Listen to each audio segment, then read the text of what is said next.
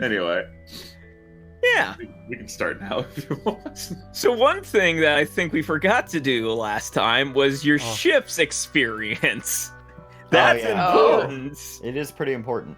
Oh, okay. So I'm gonna go ahead and show you Daisy's sheet, and if you go to the character sheet, I'm gonna help you guys remember, but we're gonna make sure when we go down to the bottom playbook advancements, they're very similar to the players, but a little different. So the first one is execute a successful transport or smuggling operation. You guys did that multiple times for that session, so I'll give you 2. You did one for breaking out Voodoo, and for smuggling in the bombs. You guys can steal ships.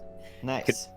Contend with challenges above your current station. Well, technically, what does station mean in that regard? Like your current position, like your current standing. You guys are a crew level of 0. The Echo Wave Riders were 2, so I'll give you that one. Okay. Bolster your crew's reputation or develop a new one. For reasons, the Draxos Raiders really like you guys for a lot of reasons, so that'll give you 2. Okay. And then express the goals, drives, inner conflicts, or essential nature of the crew. I'm leaving that up to you guys. Essential nature. I don't think we've really totally discovered what that is yet. The closest thing I could even consider is I confronted my old evil boss, but even just kind of a little. Yeah, and he's still alive, and there is no big huzzah moment out of it. So, you guys did make the decision to leave him alive, which was something I was curious of what you're going to do, because he sure is the boss of the Echo Wave Riders. I didn't make that decision. It just so happened that my gunshot didn't kill him.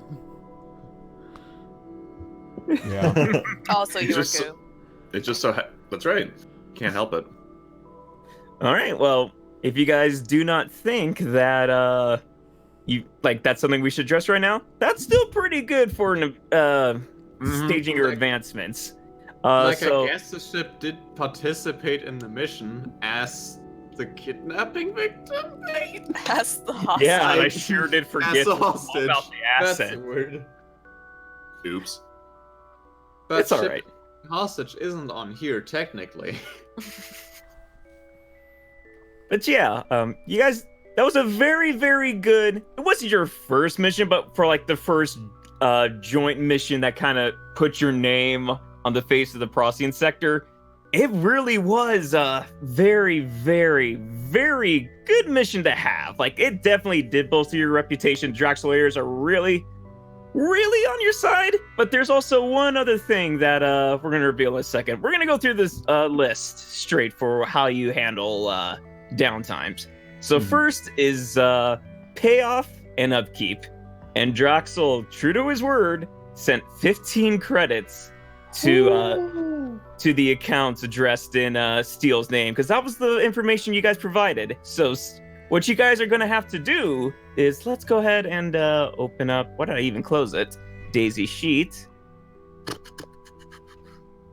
And you can see that the creds thing here, you can only hold up to 4 right now, but the rest could go to however you divide it amongst your crew. 4. Okay, so 4, and then that I'll be honest, 11. you don't have to pay me at all. It's not necessary. That is not true. So, as you guys are going to find out during this downtime, creds are a valuable resource. Not only is it a way to save up for your character's retirement once we finally end playing Scum and Villainy, but you can also use it to kind of give yourself some nice bonuses, such as influencing a role during a downtime, giving yourself an extra downtime, influencing how good of an item you get when you acquire assets, etc. It's a way for you to enhance your lifestyle, both at the end of the game or during the game. Yep. It'll also, you can use them to buy more downtimes and stuff. So the way it divides is everyone gets 2 at least, and then one person gets 3. Or just everyone gets 3 if we take the 4 out of the vault.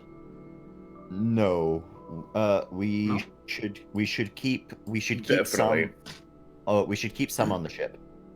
It's good to keep. It is good because when you guys advance your level in crew, that indeed costs a certain amount of cred depending on how far you're advancing your crew's level. So if you don't have it on hand, it could be difficult. You don't know if entanglements will come up and somebody needs to borrow from the crew sheets if like they're out of creds and they're like getting interrogated by the Legion, and the Legion's like, hey, pay us 2 creds and we don't beat you up. Now they don't have it and the ship doesn't have it and nobody's around. Well, guess who's getting beat up? As long as it's in the crew sheet, people could. Think of your crew sheet like a shared bank account. You guys can all access this. You agree that depending on whatever the crew needs, you guys can access this. So it's usually good to have, but it's not necessary. I'm fine with taking one of the 2. I already have 1, so that would just put me at 3. So like, I'm fine with that. And you guys just adjust that on your own sheets. So. Also, there's the downtime cost apparently. Do we do that before we divvy up, or? Sometimes depending on the nature of the downtime, it will cost credit to sort of do, and then also if you want an extra downtime action, like say you're just really fucked up after a mission and you need to resolve stress, you need to get your wounds looked at, you need to do all of this sort of stuff. It costs credit to gain an extra downtime. So like downtimes are used to like relieve stress, right? And to do that, it has to be one of your like vices. Yeah. You can do. That's one of the things. And depending on the downtime, right? Depending on like what it is, it might cost a credit. Right. Okay. All right. Yeah, I'll take 2. I mean, we can always just roll a d5 to figure out who gets the extra. That's fair. Okay. I'm fine with whatever. Okay. It's up to you guys. Whatever you guys decide to do. Wait, what order are we going in? I guess whoever's in Discord. I was figured gonna it's say the order the bottom roll 20. also. Yeah, that's what I was roll gonna say. 20? So Austin would get it. Okay. Good with that. I will take it. Yeah. Well, I had actually already spent my one gimme during the last session. So. Oh, did we get a gimme? I don't know what that is. A gimme? We all start with 1 credit, correct? Okay. What? Okay, didn't know that. Yeah. No. Do we? I don't know. I don't know that. I'm gonna check on that. I don't know, but I already had a credit, so I mean I'm fine with whatever. But I just had one already.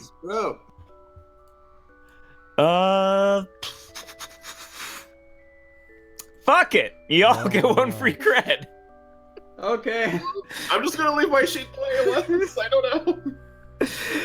I mean, I didn't read up about it, but Austin knows the system better than I do, so I don't think we do, cause it's supposed to be we have 1 in our little bank because we spend 1 at the beginning to operate in enemy territory, and I think we spent that other 1 to get an extra little advantage. That might have been it. Because I do know. I now remember the ship starts with 2. At the I think the ship starts with 2. You guys start with 0, but now you guys are kind of loaded. So yeah, now we're looking pretty good. So okay, so I'll go back down to 2 instead of 1 or 3. Sorry. Basically, you guys always want to aim to make jobs as successful or go for jobs as successful as that. Your ability to do so depends on how well you keep up your contacts and what people are, how you discuss the people with pay. It's up to you. But yeah, it was a very well-paying job. Like 10 credits in itself usually gets you a small personal ship. Not the size of Daisy, but a personal ship. You guys got a ship and a half that Draxel was willing to pay you guys. But considering how many ships he stole from the Echo Wave Riders, it's kind of chump change to him right now. Mm-hmm. Yeah, that makes sense. Yeah, and let me go back to the section for downtimes because I was looking at the creds. Make sure we're doing this correctly. Torrance knows how he wants to spend his downtime.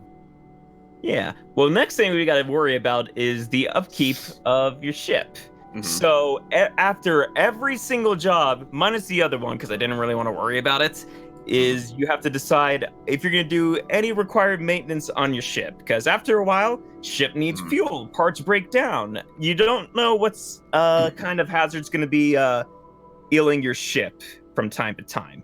That's probably something, because it's Torrance's ship, that's probably something he would invest in most. So you have two choices. You could pay the required amounts of creds to just do normal maintenance and keep the upkeep of your ship just well. Or you could just say, fuck it. Test your luck, see how far your ship goes without doing upkeep for this week. So how much is it for like it depends. So it's always based on a formula of adding up the number of ship qualities and your crew quality. So I'm pretty sure, or that divided by 4. I'm pretty sure, because you guys are still an early crew, it cannot be more than 1. But I'm going to. I don't think we have any crew, because none of these first so that's 3 things are even not checked. So crew is 0, hull is 2, engines is 2, comms is 1. So in total, that's 5. 5 divided by 4, rounding down, is 1. Yeah, so, lowest number is 1. I'll pay that 1. Okay. So you go ahead and bring the ship to port. So I'm gonna ask you guys, Steel. Yeah. Where did you want to bring the ship to port? I'm gonna remind you, your normal contact, Allure, the bartender of the Grail, is stationed in the Grail, which is located in Sahandra. Even if you got lost, you would always be given directions by Covenant because she was the one who kind of hooked you up with this contact in the first place. Probably the safest place to where we could lay low, because we just did a big. It is the most far away location from where you guys did the job, so that seems completely reasonable. I have no objections. Being far away from that place is probably not a bad idea right now. Wow. Oh, look, we made it. Oh, I meant that's where the job was. Where is... I'm sorry, where is... You want to go to Sahandra? Yeah. I assume you guys are just drives back into my tank. Hey, we're back. Torrance, we're going backwards. Why did this trip take an extra 3 days? I took the scenic route. In that I turned around once you got there, flew back. I didn't think you guys appreciated the ride the first time. Here, let me show you again. Torrance, no! Just get shot at 1,000 times. Oh no! Not again. Not again. Womp. So yeah, you guys bring the ship to Sahandra to go ahead and bring it to port. Let the maintenance crew go ahead and take whatever parts need to be replaced, clean up the ship. You toss the cred over from your personal accounts over to the crew of that, and they go ahead and begin working on the ship. And I imagine you guys either hang out, do what you do on your own, but that's not where we're at yet. What we need to worry about right now, after dealing with the ship upkeep, is your heat for that sector specifically. So heat works a little different here than it did for those in Blades in the Dark, in that each sector, each little quadrant of the Procyon sector has its own little heat gauge. If you guys look at the faction sheet where it keeps track of your heat. So just because you are wanted in one place doesn't mean you're wanted in the other. But each entanglement is, I believe, based on your highest wanted level. So it's a bit of a game to try to make sure if you don't want as high wanted levels, the only reason you don't want it to be so high is it gives you a better chance of having more detrimental entanglements, which will be right after this. Entanglements are kind of the consequences of the mission based on random chance. It could be people who really dislike you sending a bounty hunter after you. It could be random ship troubles that you guys thought were taken care of, but wasn't. It could be that the Legion, the 51st Legion, interrogates one of you guys. It's all based on a random roll. But the higher your wanted level is, the higher my ability to roll to get things that are not really pleasant for you guys. Yeah. If our wanted level is low, it's usually not too bad. If it's high, it could be things like, I'm throwing you in jail for a while. Bummer.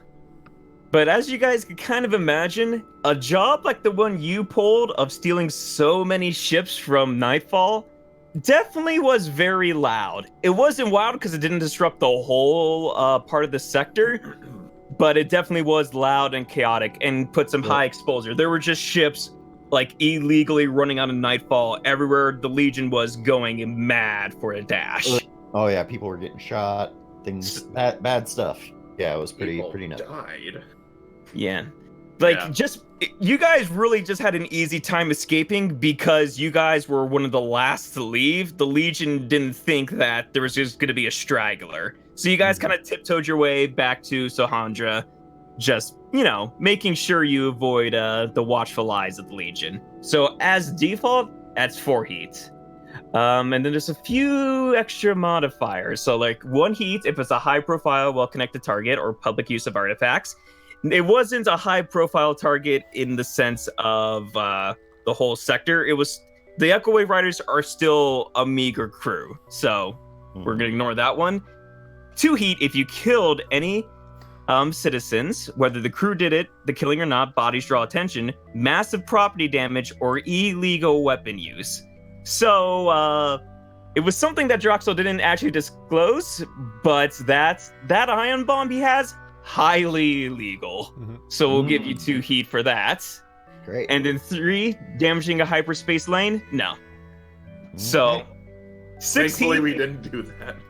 So you guys are on the cusp of actually turning this to a wanted level.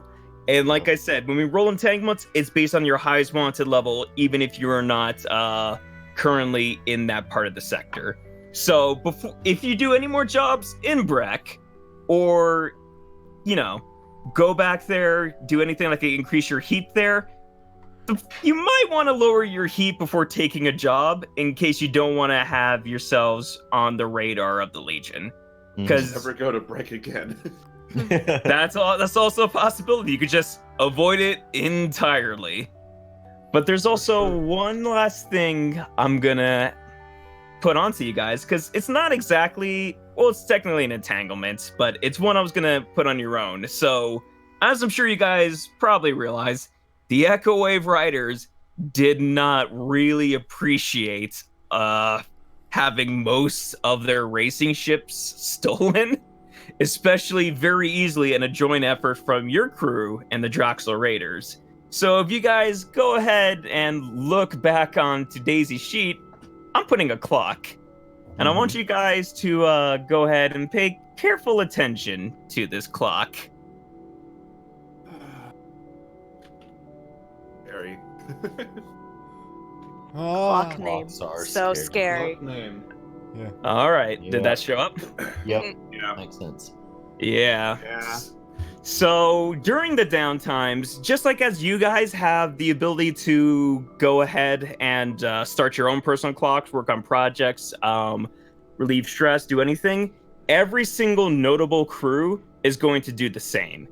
But because you guys helped out Droxel so much, especially getting a critical member of their team, Voodoo Starhawk, able to go back, wasn't dead, Droxel thought it to owe you another favor. He was keeping tabs on the Echo Wave Riders, and he does know, because you guys let Yatu go away, exposing yourself, Steel, he is not very happy that you are alive, and not only that, helps facilitate the stealing of most of his racing ships. So what happens is I'm gonna make a fortune roll using their crew tier as my dice pool. They were a tier of 2, so I'm gonna roll 2 dice. And whatever the roll is, I'm gonna go ahead and mark on the clock. So it's a 5. Oh, wow, it fills in. Oh, okay. It's only the higher one. Yep. Yeah. So if it was another 3, 2, or 1, they would only get 1 segment. So 2 segments are already filled. So because you guys did run away and really left no trail, especially with a hard trail it is, since so many ships left, it's kind of hard to get a beat on which ship is what and where. It's going to take them some time to actually initiate this war. But Draxel's basically giving you guys the heads up, unless you guys do something to kind of rekindle or just, die down the heat with the Echo Rave Riders specifically, this might be a problem down the line. Explosive dice, just saying.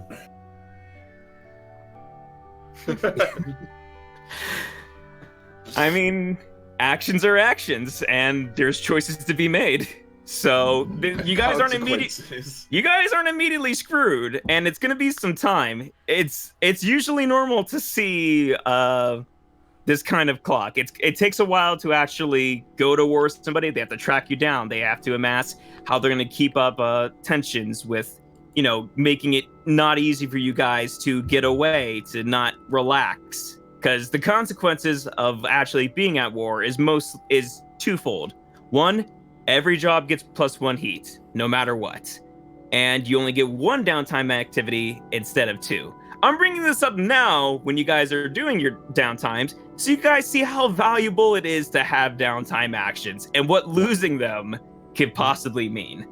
Yep. You have every opportunity to stop this. It's up to you guys to decide what you guys want to do in the future. So that's going to be bad. It's very bad.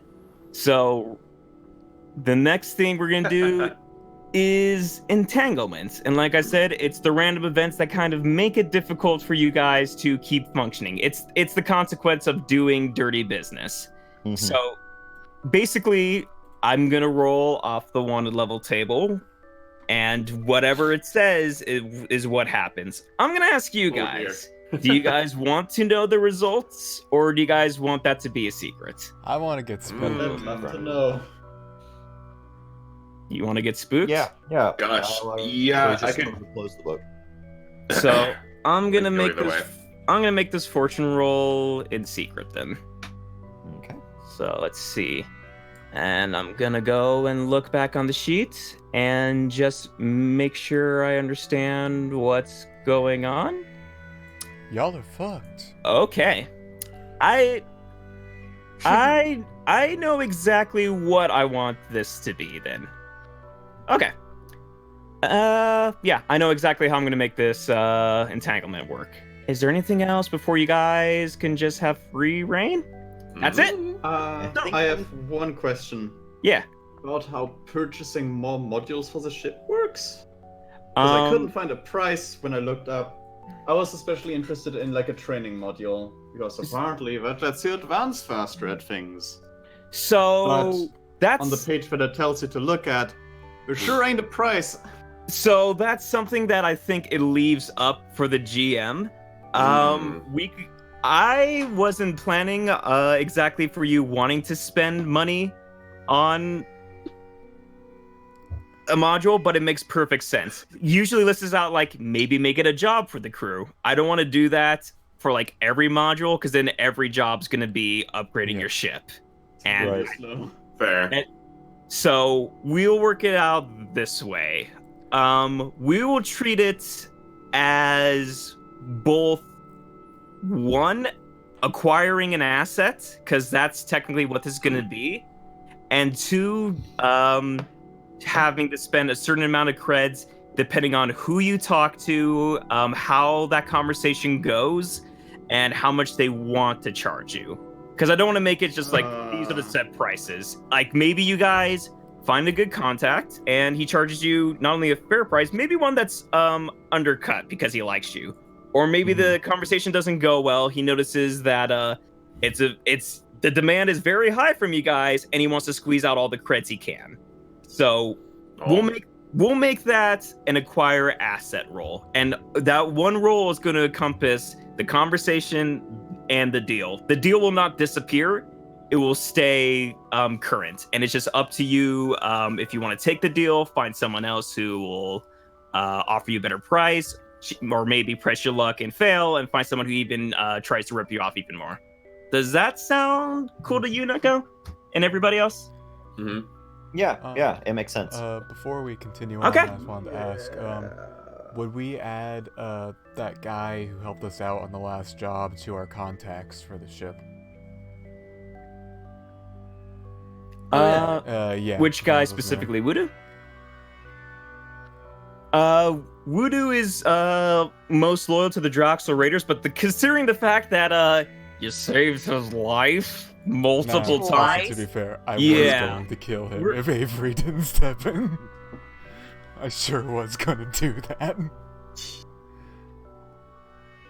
Well, because which one, Voodoo or? Remember, I was about to kill him with the explosive dice to take him out and the lady. They were there. It was really like Avery was the one like, maybe we shouldn't kill him. Avery is kind of your moral compass here. There would probably be a lot more death if Avery didn't step in. Sorry, are we talking about Voodoo not dying or about the gang leader? Voodoo. The guy kept calling Santa Claus. Yeah, that's who we're helping. Yeah, this guy, right? Douchebag. Santa Claus. Yes. Oh gosh, too many sheets. That is too Voodoo. Sheets. He's. Yeah, what? I don't. I mean, I almost killed him.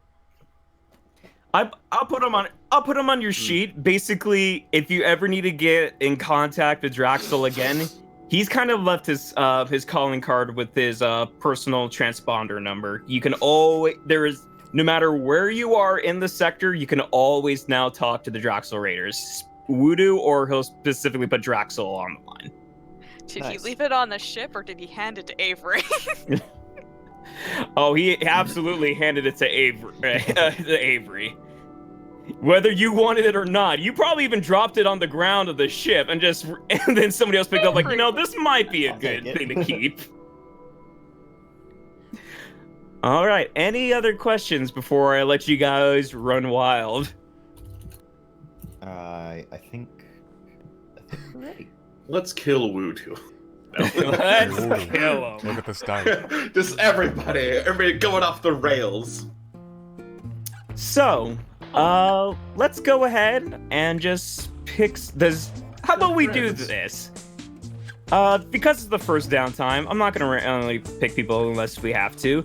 Does anybody have an idea what they want to start off their downtime with? Yep. Yeah. Yes. Yeah. Okay, everybody does. Okay, that's not a problem. Then I'm gonna go ahead and just pick. You know what? Covenant. We'll start with you.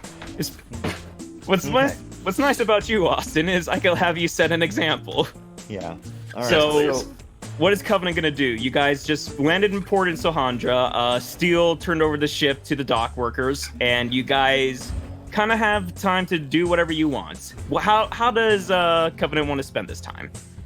She's going to grab Avery before everybody gets going, and or maybe while we were on the way or something, and have her look at her wounds.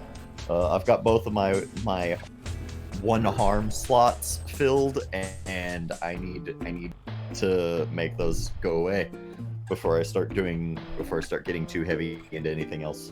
So it's gonna ruin my effect as we go forward.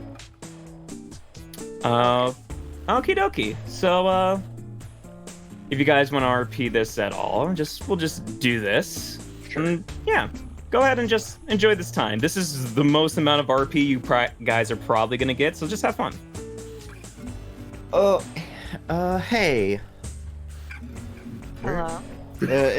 Are we assuming that everybody has left, or is just sleeping in their spot, or whatever? Let's play it right now. That for right now, people. I don't want to say left because I don't know who else is gonna have a downtime on the ship. Right. But let's say they're down in the what's it called, the mess hall, going ahead and getting some food. You guys are just staying up here to address something because you pulled Avery aside. Right.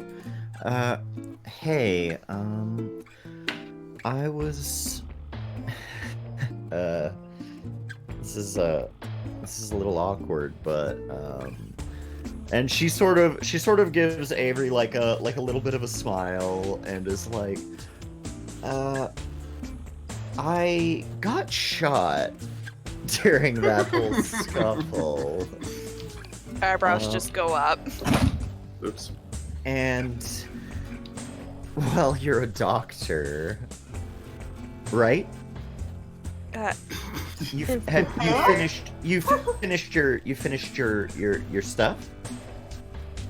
Almost all of it. That's good. That's really good.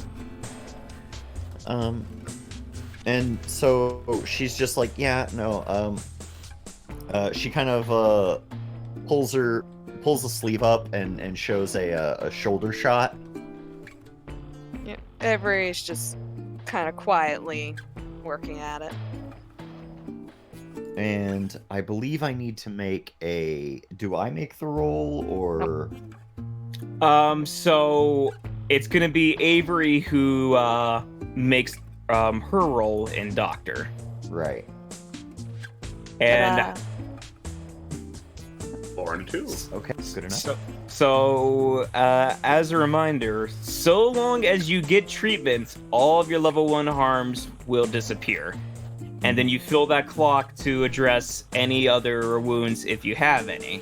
But if all your level 1 wounds are there, you can't help any wounds that don't exist anymore. So yeah, I don't know what your wounds are. It was minor laser burn and singed. And so Okay. I imagine it's just like put some space aloe on it and it should be fine within a few days. You kind of hyped up how devastating these wounds really were, and Avery just kind of look at them and just like that. It grazed you. Like I've seen much Don't worse. speak for me. Okay. I'm sorry. Well, she wouldn't probably verbally say anything, but there would definitely be like brief side eye before going. It is my job on here. I appreciate it. I just we haven't really gotten a chance to like talk since we're gonna be on the ship together. I just don't want things to be awkward, you know? Yet you keep pointing out how awkward it is. Yeah. Yeah.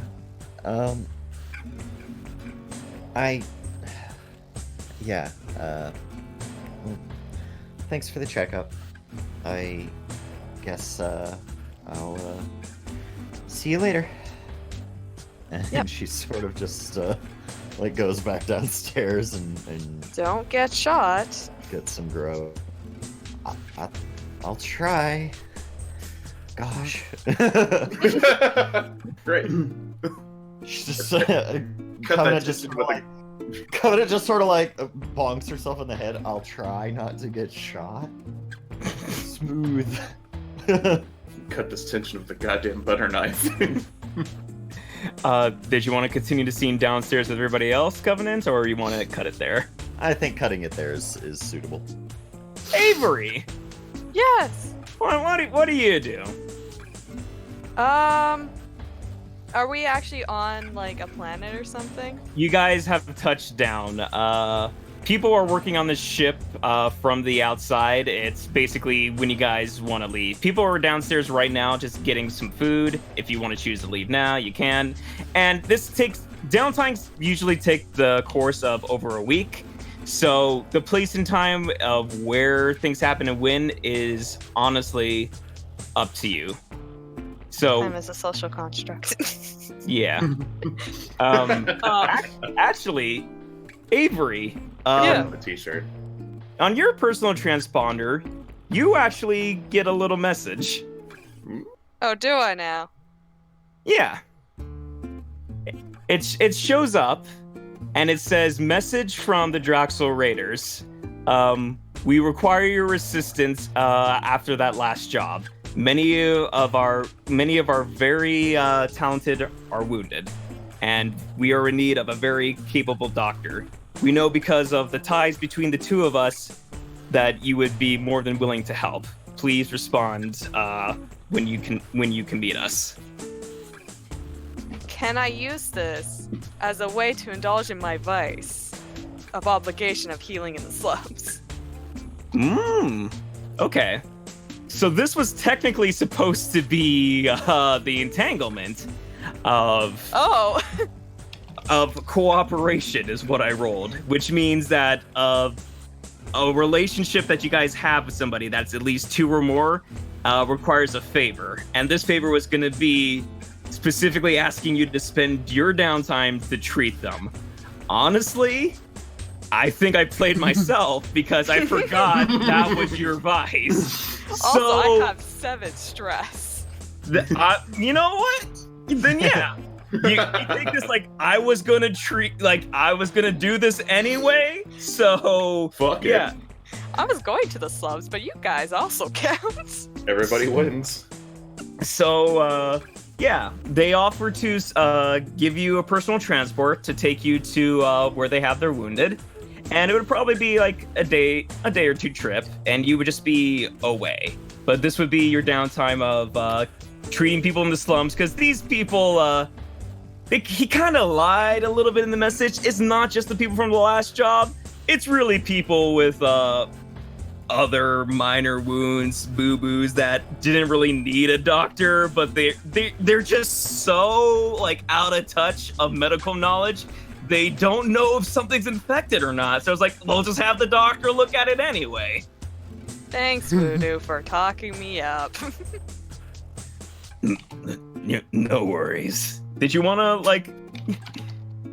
RP this at all? Because I didn't have a map ready. Because I wasn't planning this entanglement. To be honest, I'm used to theater of the mind anyways. But, I mean, I guess we can do it if, like, Voodoo's there. Yeah. You want might to as talk well. to Voodoo? Yeah, so he's absolutely there. Let's just put you here, and we'll just pull out Voodoo.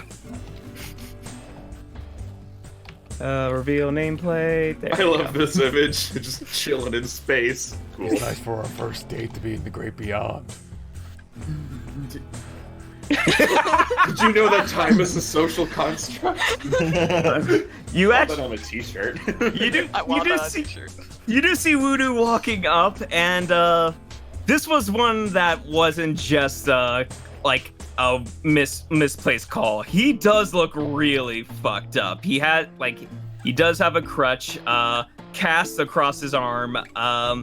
He has lots of bandages, and it wasn't really tied very well because it was the staff they had on hand. So a little blood and soaked cloth is dripping from his shirt, and he's just kind of laying there on a medical bed.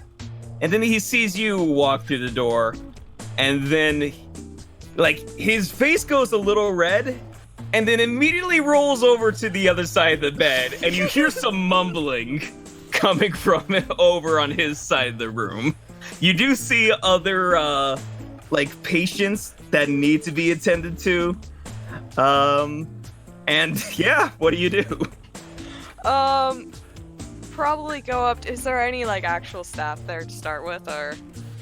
You see what look like doctors, but they don't seem very friendly, or at least their methods are questionable.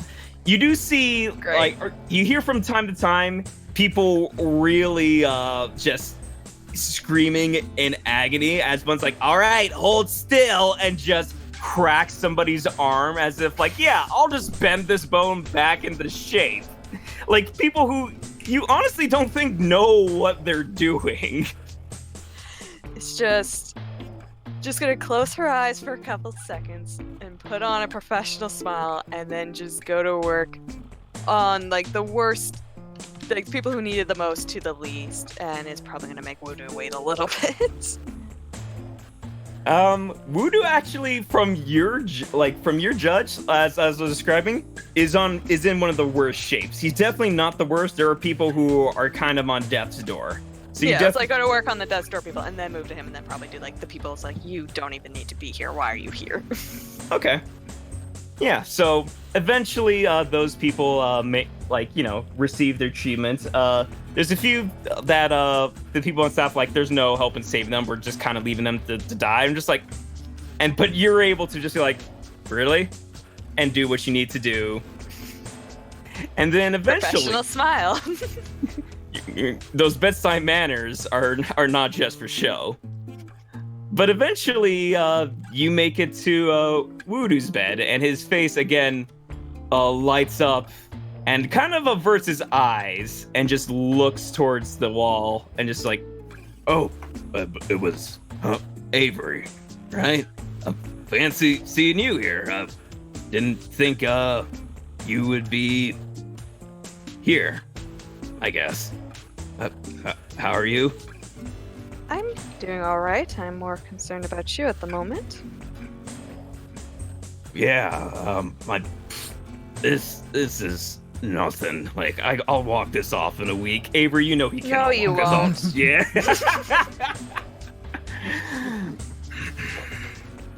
Well, honestly, it'd be better than any of those quacks trying to bend me and throw me into weird positions. So quietly under her breath. No, I do not. Wouldn't trust them with my life. Unfortunately. So I guess I've been meaning to ask, like, why a doctor? And why, like, so unrecognized? Like,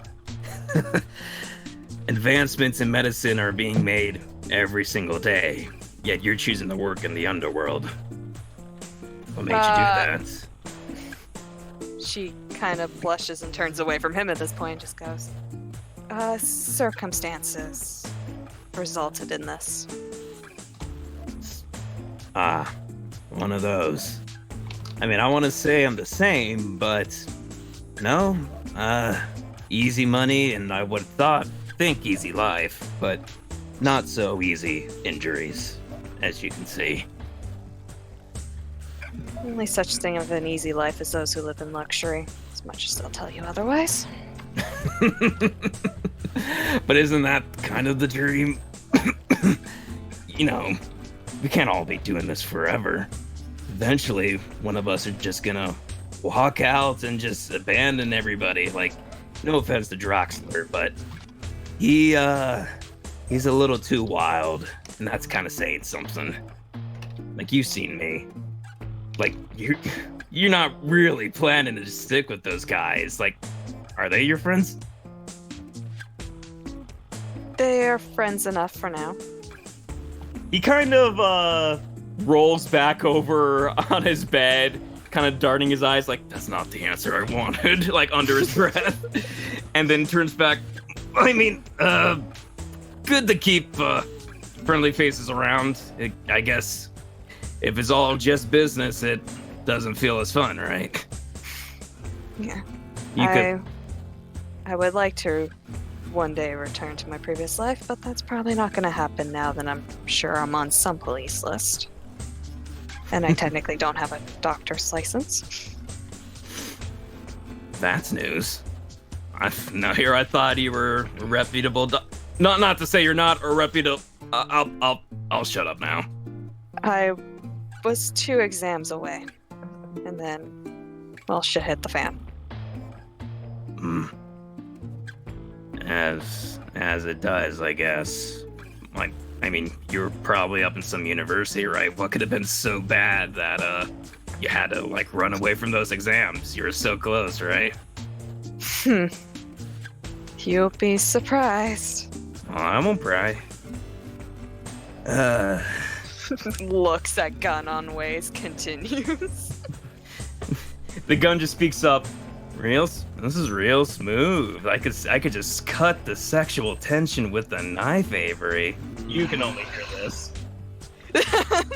Sighs. Remembers. You're just gonna keep him with his mouth yapping, or are you gonna make him shut up with some, something to knock him out? You're really enjoying this conversation. Kind of moves slightly away and a hushed whisper goes, "Shush, I thought you were my professor." I'm just surprised you're keeping up this conversation as much as you have. Well, keeping them talking means they're alive. You remember that? Roll at least. Alright, I won't interrupt anymore. Enjoy your quality time. He kind of just sits there. Voodoo sits there a little awkwardly, just like, well, why'd the conversation stop? Sorry, I got distracted by medicine. Anyways. Oh. I guess I'll ask, how bad is it? You'll live. Eventually. Cool. One day you'll get alive. Because I guess the alternative isn't something that I would want to do, right? You don't have to retire just yet. Oh, that's not what I was talking about. I was talking about the capital D word. I'm aware. Oh, it was a joke. Yeah, one of those. Yeah, I like jokes. Good joke, citizen. That was a really good joke, Avery. I also wasn't joking. I'm just imagining like one of the random like mooks who are wounded in this place is where like, "Hey Voodoo, is the capital D for your dick?" Just like, I didn't get it. I want to make sure. You say capital D, but yours is really a lowercase d. Oh. Voodoo has one really dense motherfucker, like, stab. But this kind of thing just happens all the time. This is absolutely happening. And you hear Voodoo just look over and just give all of those voices the evil eye. Hoping that they'll stop. Voodoo, but your evil eye is currently covered by an eye patch.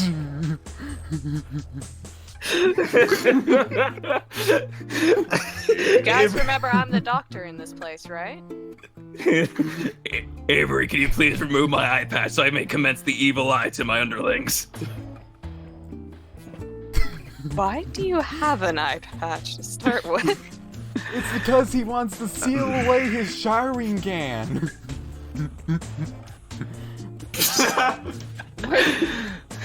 You encountered a big D. It's... Oh god. Why'd you do it, Voodoo? Why'd you betray the Echo Film Racers? That's my ability. In all seriousness, it's a consequence for when I was at the most cocky part of my life. Draxler gave me a very important job, and I fucked up. And I used it as a reminder to make sure that I don't normally press my luck. And I haven't really been staying to that creed too often. It's kind of nasty under there, and most people don't like to look at it. But as far as intimidating people, kind of nice to have. Yeah, thanks back to... Actually, no, verbally says, yeah, thinking back to prison where we ran back in. Well, when Drachter said that a new crew was gonna go ahead and help me bust out, I was like, well, it's a fucking prison break for all I know. It has to be somebody who really knows what they're doing.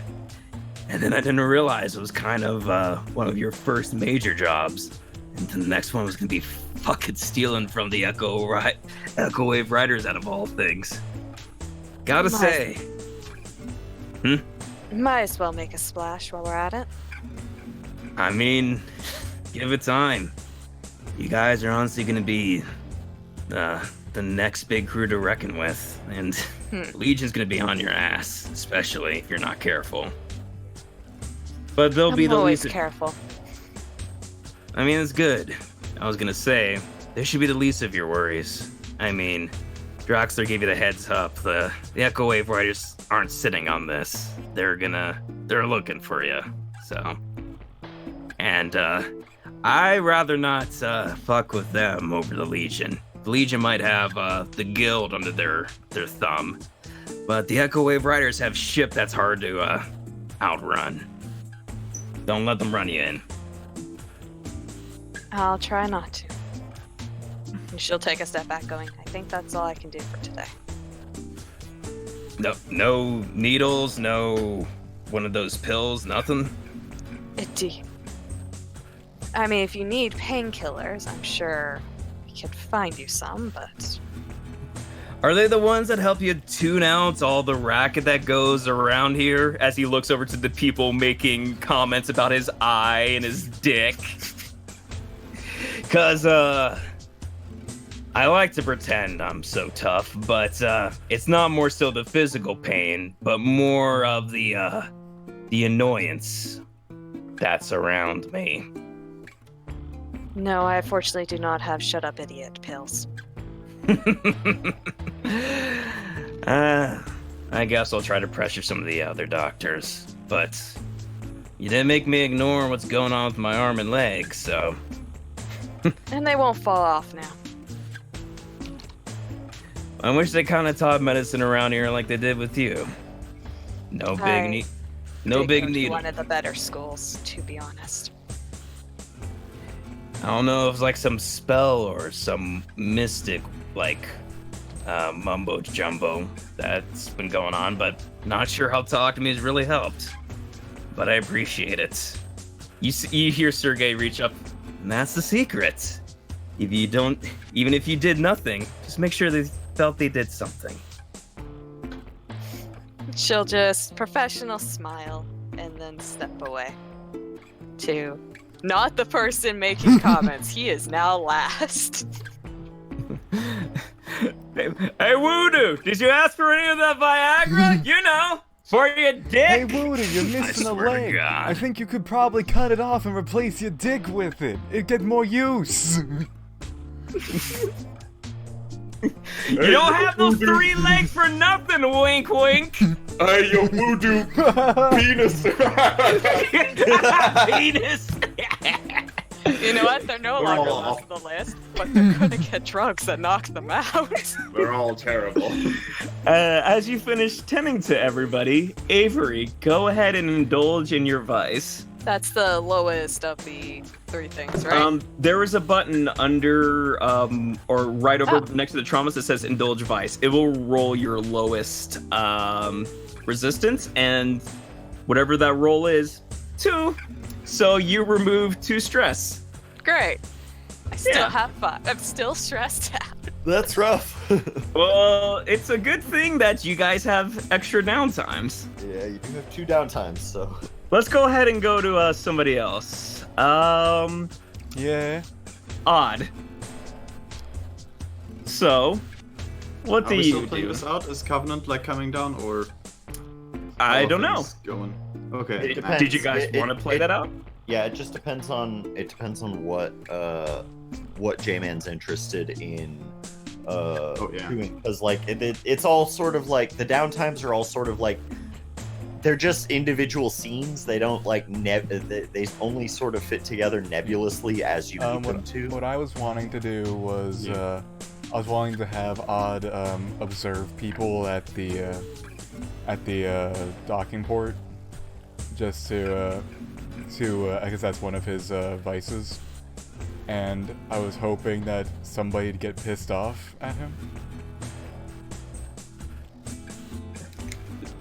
Wait, what's your vice? Is observing. Yeah, people watching. Oh, people watching. Oh, like people watch, yeah. Nice. Okay. So you're just gonna go like outside and so what kind of are you gonna stay in the docking bay? Did you want to go out into the middle of what's like into the middle of Sahandra? What do you want to do? You think I could head to the is the Grail here? If possible, I'd like to hang out there. The Grail is here. See the place. Sure. Let me just say, was anybody else going to go to the Grail? I was definitely going to be heading there as well. Torrance, Thomas? No, I have a plan. No, something Thomas is else. gonna stay on the ship. Okay, then this is what we're going to do. I'm gonna hide you guys. I'm gonna put you guys to the entrance. Then we're gonna switch over the maps, so you guys can see the Grail. It's just a big cup. Yeah. Oh shit, Alora's a girl? I thought Alora Fancy. was like a skeevy old man. No, Laura's a girl. I had to check. Nice. Alora's a girl's name according to the book, so I'm like, all right, I can work with this. Oh no, a Goyle. But yeah, you guys are up here.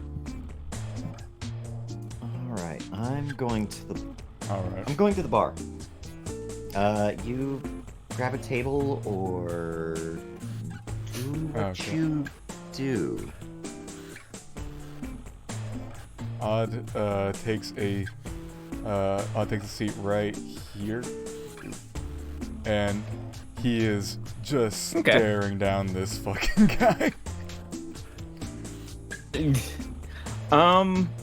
Like you see that he is a little skeevy. Like it's not really known to have too many mercenaries in the Grail. Like more so, the only real mercenaries that come are Kirkornian knights, and Covenant may or may not have shared this, but usually this is kind of where they do to discuss information. Is why you guys come back here, and is why Alora is usually very good contact to have, because whatever's usually going on with the passing of information from all over the sector, Alora keeps tabs on it. But this guy in particular, there's a note that he's reading, and then he just crumbles up and then tosses behind him. And then goes, pulls down his mask, breaks out smoke, coughs a little bit, and then just goes back to his food. Odd is going to try to replicate his hands. Okay. It's a tough one. Okay, so let's just do a fortune roll, and I'm not going to be too heavy on consequences, because this is a downtime. Ooh. All right. Ooh. So your hands kind of just grow bigger and bigger and bigger. Like, because this dude is a little bigger. It's like, oh, big hands. You weren't sure how big. So they start kind of inflating like balloons. And it's not noticeable yet, but they just don't stop growing. So what's going on, Odd? Odd's he's gonna try to fucking casually like replicate what he's doing over here with like eating the food, but with his horribly overgrown hands. Okay, so you fumble around with that piece of chicken that's in front of you, and it's just it's like your hands are kind of the buns of this chicken sandwich with this huge chicken breast, and you're not really able to get utensils going. They're not sized for you anymore. And now it's painfully obvious what's going on. And you hear rumors go around. It's like, who's that guy? I was like, I've heard about them. It's the legendary mercenary, Buckhants McMike. Oh shit, he's here. No. Oh my god, the Like- deep lore. Like you could. It's like I didn't know Buckhants ever went to the Grail. You think we could maybe talk to him? I was like, I don't know. Let's watch him. Maybe he's not the friendly type. People are just staring at you as you fumble around with this chicken breast. Does anybody look like particularly like they're getting peeved off at him at all for making like a lot of noise?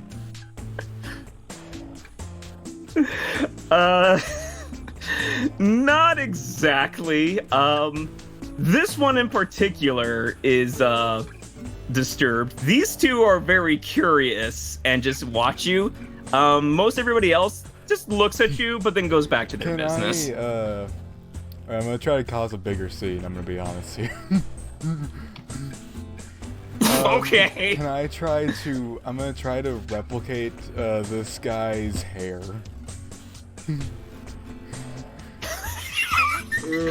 Give me another fortune roll.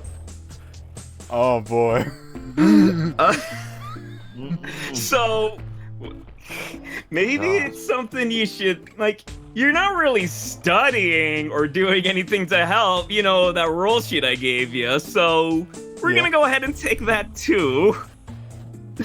And your hat kind of folds back into your head, and then almost kind of like troll doll hair starts springing out. It's really stringy, and it honestly looks kind of bad.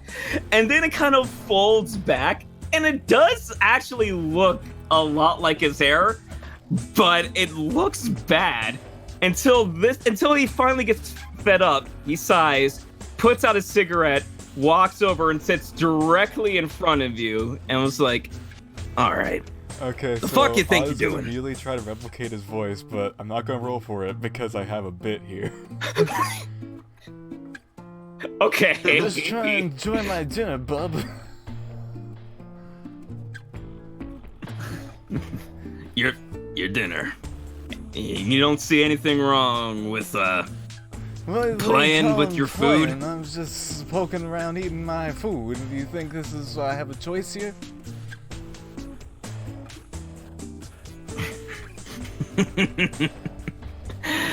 Yeah. And what's that hairstyle have to do with it's pretty eating? similar to yours if you ask me, bub. No. And you trying to make fun of me? Is that what you're doing? No. Okay. He goes ahead and drags over these I guess they're fucking churros or whatever. The fucking churros. And just drags them over and just pick. Okay, these omelets. I couldn't see. I'm not zoomed in enough. Drags over the omelet, takes his utensils, and was like, "Well, let's see how good at this eating thing you think you are." I warn you, bub. They call me Fuck Hands McMike in this neck of the woods. I've been known for the biggest eating hands they've ever done seen. You know what? He takes the omelets and throws them to the wall. It was like, "Waiter!" And then you see some guy come up. "Oh, yeah? Well, what do you want?" Fuck Hands McMike over here is running his mouth. I think he's ready for the chef's special, if you know what I mean. "Oh, goody! I get to cook the mighty duck!" And goes back down. Oh no! goes back into his kitchen. Is like, "Have you heard about the legendary Theodore Butterfingers?" I think so. I've heard about the children's hockey team. I love that this guy's idea of like the petty revenge is, "Oh man, this guy's gonna have such a big fucking dinner." I'm gonna show him. So there's something that Theodore Butterfingers is known for, and that's excessive sweets and heavy spices. So you want to talk how good your hands are? Let's put your hands where your mouth is, so to speak. Shoves his hands into his mouth. Theodore Butterfingers comes back like, "No, hold on. You want to eat this fresh," and puts down 2 pieces of duck in front of this gentleman and in front of you. "Oh, I've always wanted to see an actual cook-off. It reminds me when I went to my first cook-off. I forgot to use secret ingredients, but you know what? I had a great time. Anyways."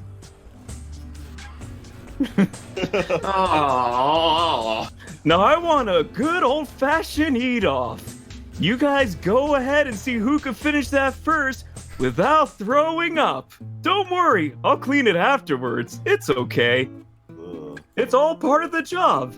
On your mark, get set, eat. Go ahead and give me another fortune roll to see how you're able to outpace this guy.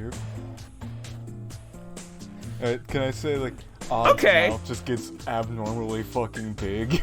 He just shoves the entire thing in. So yeah, you kind of your mouth just kind of stretches out, and you just consume this chicken hole, or this duck hole, and everyone just kind of stares. These two over here was like, the finishing blow that nobody expects from Fuck Hands McMike, the vacuum cleaner. Why does Fuck Hands McMike have the vacuum cleaner? That's part of his mystery. They both, like, Theodore and this gentleman just kind of stare. You obviously win this eat off because the duck is clean off your blade into your mouth, but your face, because you don't really process this spice as well as you think you can. Like, Theodore Butterfingers really doubts this with all kinds of spices in his kitchen. And you just, like, you as a person just start turning red. Not just your face, you are now really red. And you're turning violent. And then this guy kind of like, all right, you and I know when I'm beat, and just kind of goes back. We have a new winner! Our first winner, in fact, because nobody ever wanted to have an eat-off in here. Mighty duck. Congratulations! Congratulations, Mr. What was your name? Fuck Hands McMike! Congratulations, Fuck Hands McMike! Everyone kind of starts cheering for you. This lady who was performing kind of gets upset that they were having a cook-off, and just starts walking off stage, pulls her friend over, and they just kind of leave. Oh, I think you made them upset. Who would ever be upset at me? Wailing around. That's what I'm thinking. Hands. You know what? You know what, Mr. Fuckhands? Whenever you come here, you eat for free, and just starts patting you on the back. Does he get a picture on the wall? With his name under it. You know what? We never usually did this, because there's no one ever want to have an eat-off, but you know what? We could do that. You kind of get square to take your picture. Say cheese! Exlongulates. This picture is fucking frightening. I'm gonna go ask Allure about putting this picture on the wall. Here, you stay there. Away, his fucking he just shrinks back to his normal self, but he's still red. Yeah. That was definitely a lot of social exposure you have. Go ahead and indulge in your vice.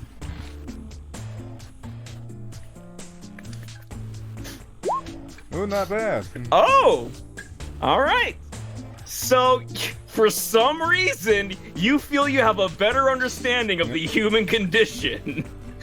Yay! A very, very good understanding that all this stress has been bugging you, mostly goes away. It's now replaced with very, very bitter, spicy feelings that you hope go away. I'm gonna go out and you don't know when. Odd's gonna grow more spicy personality-wise.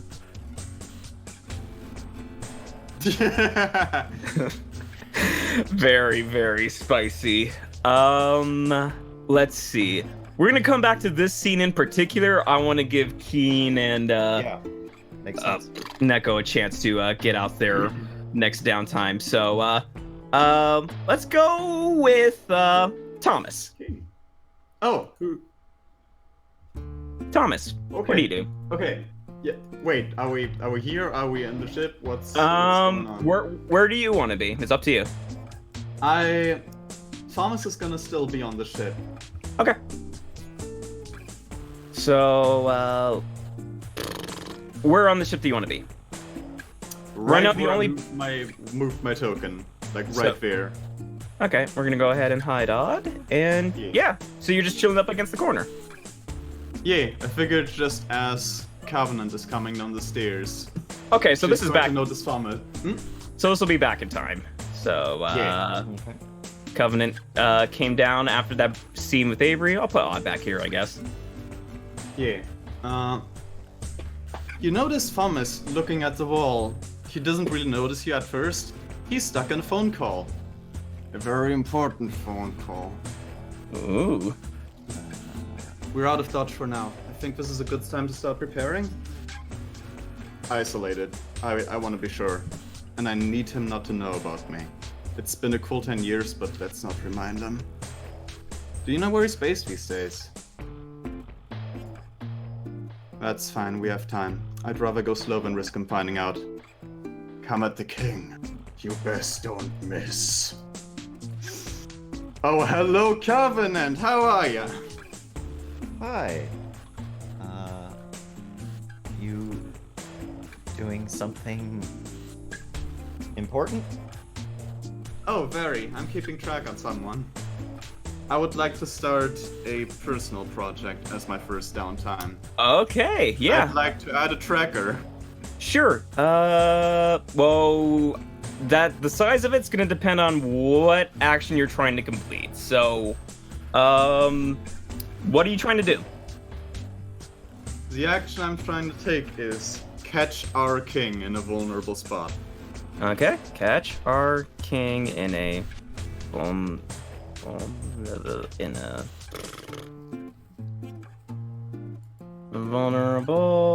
Give me a second. Where? There we go. Vulnerable spot. Okay, and you guys can see that? It would just be Neko. You can see it. Neko, you can see it? Wait, my character sheet. Hold on. Where would it be? Yeah, there it is. Okay. So, we're gonna go ahead and, since I know who our king is, this is gonna be a big clock, and that's because to catch him in a vulnerable spot means you have the opportunity to do the things to him that may or may not impact his well-being. So, yeah. And because of the target that I know he is, this is a little bit more complicated. The default clock for anything is 8. He is a hard person to find and a hard person to catch. So this is a 12 segment clock. So this is very fair. This is gonna take a while to do, but you're more than welcome to start go ahead and work on it. So let's see. Was this part of the phone call that you were doing? Yes. Okay. I was having a phone call with my marked friend, Morgan Shanks, a bounty hunter. All right.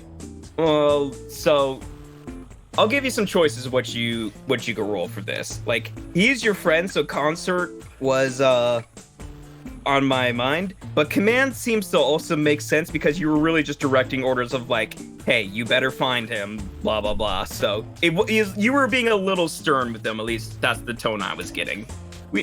So you can roll either Consort or Command. I'm gonna roll Command. Okay. Was controlled? Yeah, we don't worry about that during downtimes.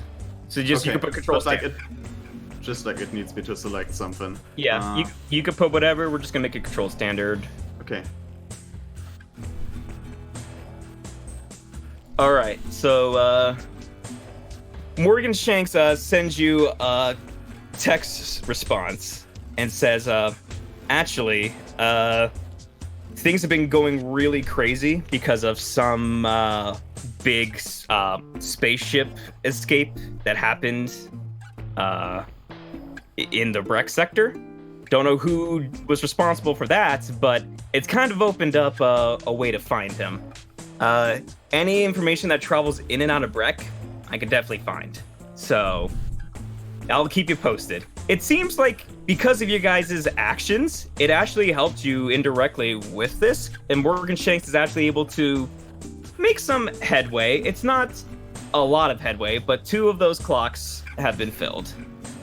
Fun thing about cred, you can up that to 3 by spending a cred, or if it was a 6, you could spend a cred to up that to a crit, which would be 5, just for future reference. Okay. Yeah, I think I'll leave like the number at where it is right now. Okie dokie. Anything else you're gonna do? Role playing with Covenant, Torrent? Yeah. I might as well go into detail at this point. I was talking to my last remaining old friend, in fact. Good. About the reason they are my last remaining old friend. You remember that guy I talked to you about? Our king. Yeah? Yeah. I figured this is as good a time as any to start figuring out how to get at him. Just get that entire chapter of my life done with. So I should probably be as open with that with you guys as I possibly can, because I will need your help. But also, no word of that to anyone ever, because that's going to compromise my position. And I am... It may not seem it, but I am in a very precarious spot, and so are we all if he finds out that I exist. So let's not let that come to that. Nice. Thank you. Sure, I won't say anything. What, so what's the deal with all of it? Oh, the guy who killed my family? Oh, right. Yeah, Right, of course. It's... don't worry about it. It's fine, it's fine. So you know who he is, and like... Oh, find him? yeah, prolific weapon stealer.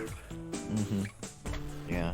This is kind of a bigger project, and it is pretty risky, and I'm sorry to drag you into that, but also, this is the only thing. This is my top priority. This has been my top priority ever since before you guys picked me up, in fact. Yeah. So, if it's too risky, I can leave, but also I really hope I don't have to. I hope not either. You don't talk much, but you bring a good energy to the ship, and I do try. And honestly, I wish people did talk a little more. I get a little stir crazy. I mean, Steel is a good enough conversational partner, but I'm going a little stir crazy, and I need more people to talk to, I guess. And I wouldn't have thought that about you, actually. You seem like someone who can strike up conversation with anyone wherever. well, I mean, I can, but I don't necessarily get that sense about you. But I mean, it might just be like because you wear a mask all the time. Yeah. That's not gonna change. Yeah, well, maybe someday. She sort of like smiles. You can't tell what his facial expression is. I'm gonna assume that's a smile. And then she presses the little button on the on the thing and it opens the door. Salutes. Okie dokie. Last but not least, Torrance. It's been a while. Who, me? Yeah, what do you want to do? As I'll pick up right here, actually. As everyone, I guess, Covenant. Thomas isn't coming in. As Covenant comes into the kitchen, and Otto's just sitting there. He's like, "All right, who wants pancakes?" He turns around, and lo and behold, he has some plates of flapjacks. Look, they're odd-shaped. They are very oddly shaped pancakes. None of them are round per se. Raises his hand. Plate for the big boy. Here you go. He gives Otto a big old plate of flapjacks. I'll take one. Or and two. 1 or 2 for the lovely lady. He gives you 1 or 2. She takes it or them and puts them on 5 minutes on the late table. after you are handed to him, he says, "Thank you." You're very welcome. Steel, I have a question. I have an answer. Why do you cook? I don't really. I think that's why they came out like this. He holds one up, it kind of like slops a bit, like it was a little undercooked. I just thought I'd try it out. I think Avery does all the cooking, so, you know. I mean, cooking is just chemistry, I guess. Very applied chemistry. That is a very Covenant way to put it. She puts a fork in her flapjack and like pulls it up, and like it just sort of like falls apart. Avery's still upstairs at this point, by the way. Humans like soggy pancakes, right? I'm pretty sure I read that right. I'm never wrong. Oh yeah, I love them. I pick up my fork and kind of like from Odd's perspective, it might look like I'm eating them, but I'm like sort of like fake eating it. Like I plop it back in my I plop it back behind me with my spoon. Maybe too much maple syrup. We'll figure that out later. So, what are y'all gonna be up to today? Well, as soon as we land, I'm probably going to head out to the Grail. Watching. It's a little bar I like to sing at. Torrance knows about that, right? He knows, like, yeah, his. You guys all been to the Grail before, like okay. That's maybe only once, maybe a couple times. It's Covenant's main place of relaxing and just contact. So.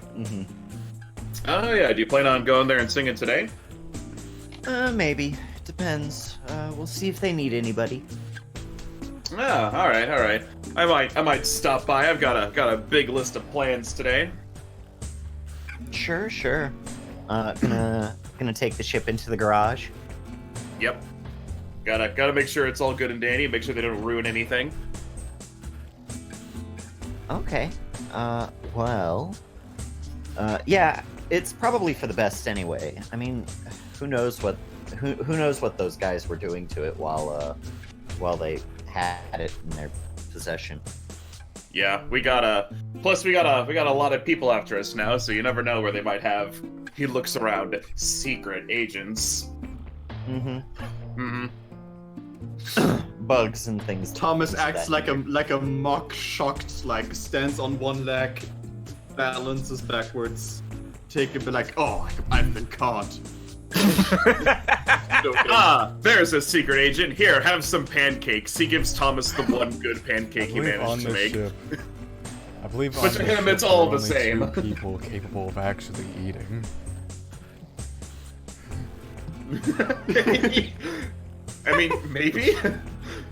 Does Thomas have like a hole in the mask you just slurp food through? See him vanish in this back room. Off to go brood again, I see. Good old Thomas. I love the look of that. It's just like, I'm just gonna phase through this wall. Thomas always phasing through walls. So you guys know there's a secret door right there. This is your smuggling compartment. / brig if necessary. The sub lunchroom. Oh yeah, please don't lock this. It locks from the outside, so when you go inside, you're just default trapped. Like, hello. Don't lock us in. It was funny the first time, but claustrophobia is a real issue. No, I can relate. It's not closed. It's not closed spaces that you need to be afraid of. We're in space. Oof. Yeah. Good thing I don't breathe air. Speaking of air. You look like a breath of fresh air this morning, Doctor. Have some pancakes. I'm going to roll. Let's see. Roll pancake. I'm rolling a d20. Low is bad, high is good. Fucking over it. Alright. Yeah. If we were playing by normal d6 rules, these would be great pancakes. In the back room, pancakes you ever had. Coughing. Like it is subpar. It's like a little burnt. It's like burnt on the outside, but like soggy on the inside. they're really gooey. Like the batter didn't really cook as well as you thought. Like you were afraid of the heat, so the burner was on a low setting. Oops. But it was more of a practice. It was more of a practice thing. You know, next time Torrance is not gonna fuck up pancakes. You'll figure it out. How are they That's enough frozen? smile. You like pancakes cold, right? Just Straight out of the professional smile, freezer. gets up, walks over to stove and makes own pancakes. Fair enough. I'm not the chef of the ship. I just wanted to try staring at the something different. pancakes. He's staring at the Then pancakes. watch Zach serves me. says, these are delicious. Hasn't even eaten Okay. one yet. This is what a human would say. Well, the Grail isn't famous for its cooking, but the Grail. Are you kidding? Theodore Butterfinger is a legend. This is before all It's that infamous. shenanigans, Yeah. so we're not It's there in- yet. It's infamous for its cooking, rather. And so, but it can't be worse than frozen yet still somehow soggy, burnt on the outside pancakes. It's like a poorly cooked hot pocket. As a cooking feat, it's impressive that Torrance was able to manage this. You guys don't look bad. Like, this is an impressive feat. Nobody wants to eat this, though. Burnt gloop cakes. Thomas has With a already new ridiculously been to the sink to just like kind of shovel and just kind of. I appreciate all of your brutal honesty. Yeah, these are Single tear. No. these are Robot No, he emotions. doesn't. these are not good. Looks over, Covenant looks at food on These are the seat, best pancakes I've ever had in my shakes life. Still hasn't eaten a single piece. Odd, I appreciate your optimism, but you're a terrible liar. He picks up the plate Hey. and chucks it. Don't worry, I'll Hey, clean let's all eat this up those. too. Maybe next time I'll do better. No, you weren't. So funny to me. I'm sorry. All right. So, do you have a downtime action that you need to do? Yeah, what were you Yeah. trying to do? So my actual downtime action is once all of this slows down and people start going their separate ways. I guess I have a few questions first. Has Torrance been? We've been to this area before. We sure did swipe that sweet motorcycle from the bad guy base, right? You Yeah, did. that. He wants to take that out to. It depends on what he would know exists. Either like an abandoned racetrack, or he wants to find like a cliff to drive off, but not like so high off that you would like splatter at the end, you know. But like Okay. to do his daredevil action. He wants to go out and do something dangerous. So, Sahandra is still Hello. kind of a party night town, so there is a lot of Probably something outside the city. Well, yeah. Well, Okay. even like in the city, there is a lot of street racing. Like, did you want to do it like on the outskirts of the city, or kind of like some? It's something he'd want to do alone. He doesn't want to race against anybody. He just wants to drive recklessly. Okay, then we're gonna do this. Because now he's got a sweet motorcycle and he's gonna try it out. He'll bring his communicator in case things go sour. Yeah. In So, case he breaks all of his robot bones. so you go ahead and open the hangar and take out the bike, and you rev the bike, and Yeah. almost more a cosmetic effect because it definitely doesn't have to do this. It roars loud. So Oh, beautiful. Mwah. So you start going and speeding by all the streets in Sahandra. You know the place enough from coming enough to avoid back roads, not really catch the attention of the Legion for right now. So is this indulging your vice? So not just driving around. I actually want to do something dangerous, like Oh, because one of his things is Daredevil, so like, you know, it's dangerous, but like, Okay. you know, I guess technically Need for Speed is one, but that's not what I had in mind. So yeah, no, I want to find like just an open, like empty area outside the city, like a cliff face, and like either drive off of it, and make a cool landing, or do that thing where you brake just before going off. There's that sense of adrenaline, like, man, I almost died, but I didn't. If you're not looking for a specific besides like driving it off a cliff, let's one up this. It does have an anti-grav feature, and you start moving along the walls, and there's this little sign that's curved out that forms a little half pipe. So you look at this like, I could easily zoom up there and do some flips in the air, and everybody down below is gonna look and like, yeah. Does that sound like something you want to do? Sure. Okay. So next time I go to a planet, it's gonna be one with nothing, and I'm gonna drive off a cliff. All right. What is the roof of a building, if not a large cliff? Yeah, you wanna Torrance hears that voice in his mind, and he's like, "Oh yeah." Roofs are cliffs for cities. Shit, you right. So it's kind of like base jumping that you're pulling off, except with this hover bike. So yeah, you anti-grab up to a roof, and you want to drive off it. Oh yeah. Okay. As he does so, he's like, all right, gotta make sure this is right. He, hold on. I'm going to mute the in-game music so I can have my own song for this. Let's see if I can hook you up. Let's see. It's not his theme song. It's a different song. It's not one I've sent you. Okay. I have something very particular in mind for this. So first off, he's gonna pop on Steele's playlist, his mixtape. He's gonna go to the final track, The Who's Baba O'Reilly. He's like, all right, you are the king. You are the king of your own destiny. He revs his bike, and as the music starts to reach its crescendo where shit gets crazy, he goes off the cliff in slow motions through the air. And then something happens. I don't know what happens. Do I have to roll anything for that? You did kind of drive off a cliff. I feel like I should make you roll something. Roll to eat a duck. Maybe he'll skate down the side of the building and flip off of it. I'm not sure the actual what Torrance would know, but I don't know the exact machinations of this bike. My guess would be helm. Yeah, let's make it a helm. This is still piloting in a sense, so let's see how... Position risky? This is risky. I don't know, what do you think? Control desperate? This is desperate! You just drove off desperate for that rush, Torrance. Effect...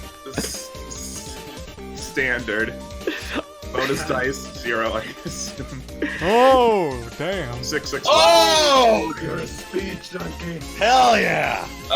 As soon as it goes, out here in the field, that's when things get crazy. You want the reins on this? This goes exactly how you want. You're the master of this bike. Whatever you want to happen, happens. Oh boy, so much pressure. He kind of does that thing, he pulls the bike back and starts flipping backwards through the air.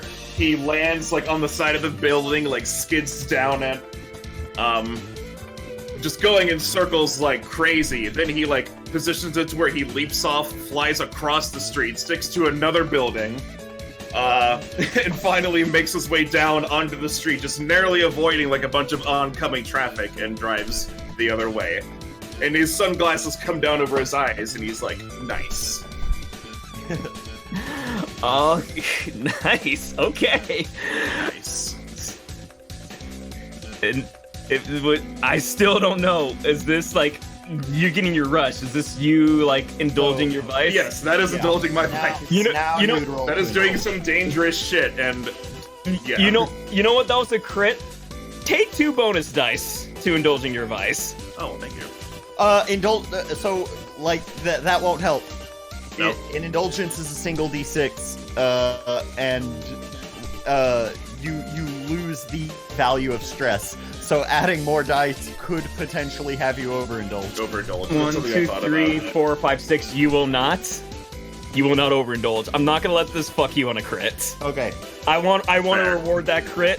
So I'll give you All 2 right, so dice. Bonus dice. Yeah, because I don't want to overindulge and become a junkie, So yeah. Yeah, no. 2, 6, 5. Nice. Okay. Stress clears. Oh right, I got it. Yeah. Yeah. The only That's 6. Yeah, you'll take that 6. That means you have no stress. This was the ride. This was a ride of a lifetime. Like, this looks cool. The crowd was cheering. The Legion saw that, but they were just so awestruck that they didn't even bother putting up a chase. They were like, Damn, this guy's cool. I know we're supposed to uphold the law, but even I'm afraid.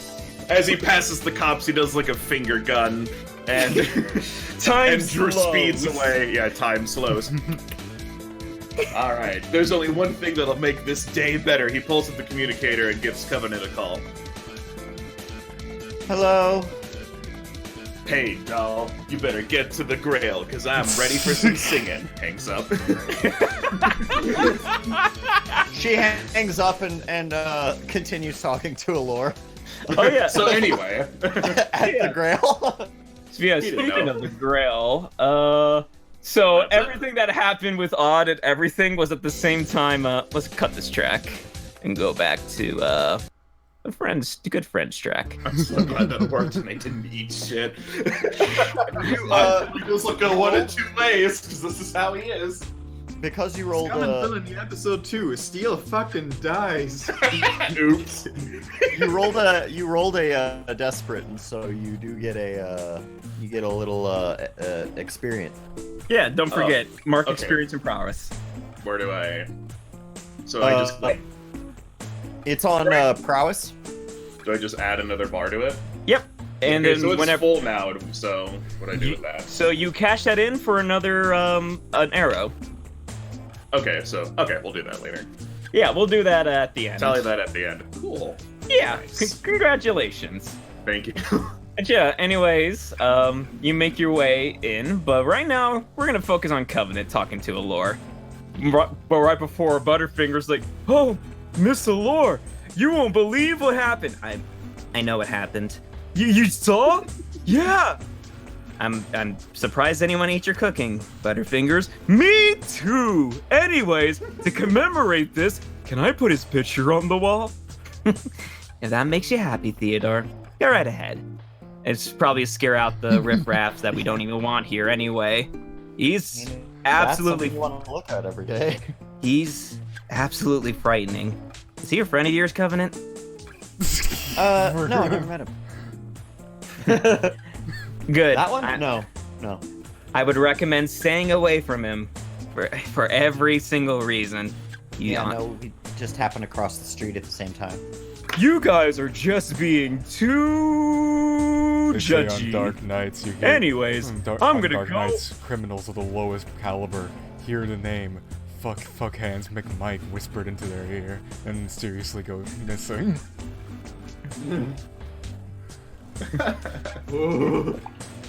Miss Allure, I'm gonna go and get this photo developed. Only the finest print for our establishment.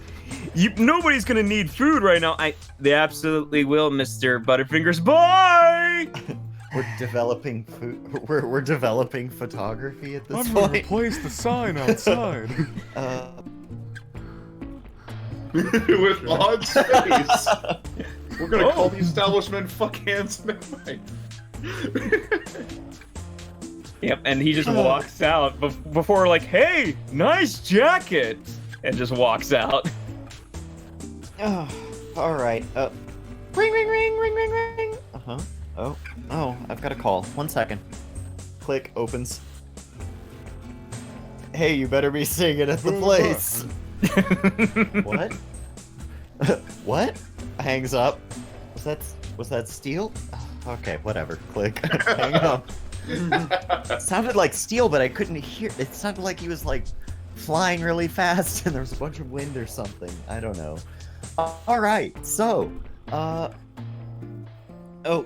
have something for you, and I'll reach into my purse and pull out a manila envelope, and sort of slide it across the table. Okay. It's basically a performance. Like, this is what I've been up to. This is what I'm doing. A lot of it is very embellished. Sounds more exciting. Sounds like I'm doing what I'm supposed to be doing more than I am. Yeah, she looks at it. It's like normal business until it comes to the points of the business you did at in Nightfall and Breck with the ships escaping. It's like, huh? You know, I thought this was the work of a really powerful gang. Wasn't expecting that to be you. You know. Little Covenant's growing up. Oh, you know, adventure, danger, all that fun stuff. Had to get a ship. Yeah, and you found yourself a crew. It was that robot fellow, right? Oh yeah, it's his ship. We just got it. We just had to get it back. We were landlocked. We were landlocked without it, and can't really do my job if I can't travel through space. Well, I was glad to see that you're back. Yeah. So what can I get you? Oh, nothing. I was just wondering if you had anything for me. Me specifically? No. It's been quiet. Honestly, just because that piece of news has really just been the talk of the town. That no other information has been coming in and out. Though I do have somebody who's supposed to be dropping off a little care package soon that might be of your interest. You guys worked at the Hegemonic News Network, right? Yeah. I think I know a few people there. It's something from them. They said they're gonna send only their best delivery boy to come by. And then, odd, you guys, or you see, specifically, Steel, with you walking in, a friendly little face. This tiny, he's not even up like 3 feet. He is very small. Let's say the most dangerous The thing in Geico all the Gecko. galaxy, the Geico Gecko. Car insurance, oh no! Oh, excuse me.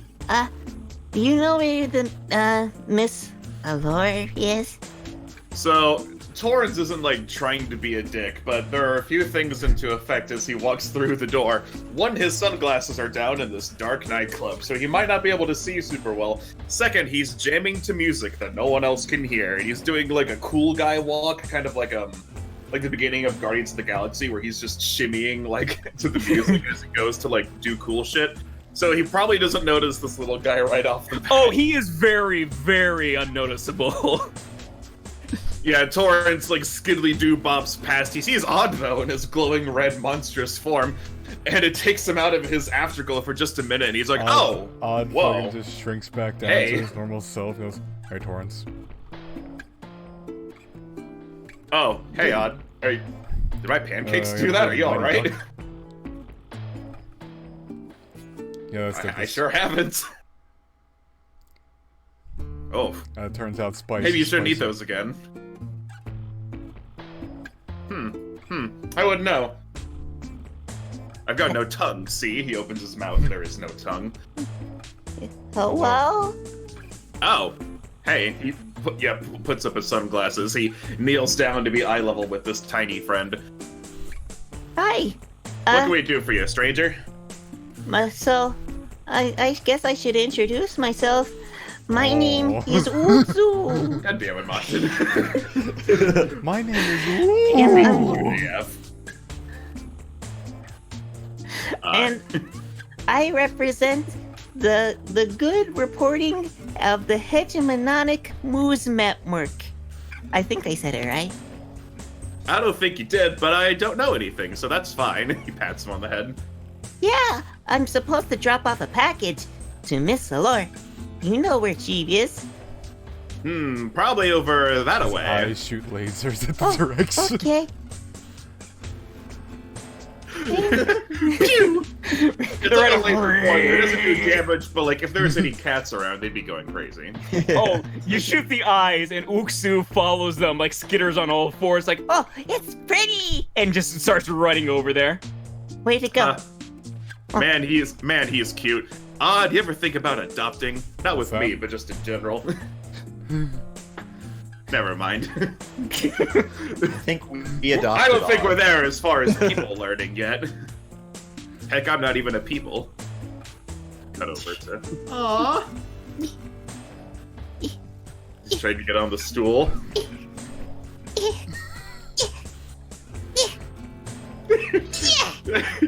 No, just let him do it. I love him. His leg kind of dangles. Like, hello. I'm looking for a Miss Allure. Ah, you must be from the Hegemonic News Network, aren't you? Yeah, the Hegemonic News Network. Close enough. You're not what I was expecting. They said they were sending their best. I am the best. I always deliver the package with a smile. You're doing that much. How much do I owe you? Oh, I was supposed to be taking it's just the due for the jobs that the Hegemonic Moose Network wanted to send. So just a single credit, because we like to keep up friendly policies. She slides over a chip. You know what? That one has 2 on it. Tell him as long as I keep seeing you, there's more money in for him. Hooray! I'm glad to have another satisfied customer. Be sure to listen to that in private. There is very sensitive information. Kinda like me when I eat too many ladybugs. But anyway, if there's nothing else, I'm gonna make my leave. Can someone help me down? I'm scared. Yeah. Huh? And I'll just like, how should I, like, scoop you up or what do you, how do you want to do this? I could just, like, if you could just kind of give me, like, a steppy step, with your hands. Okay, alright. And so I just kind of go around and, like, give a hand, put out a hand. He kind of steps on it, Yeah! and just kind of waddles onto the ground. I did it. Thank you. You're very nice. I'm sorry. I didn't get your name. Covenant. Covenant Navarre. Oh, I heard about you. You have like the prettiest voice in the crowd. Can you sing before I leave? Aw, I couldn't say no to you. And I'll be like, only if you ask me out on a date afterwards. Oh, I mean, yeah, I guess I can.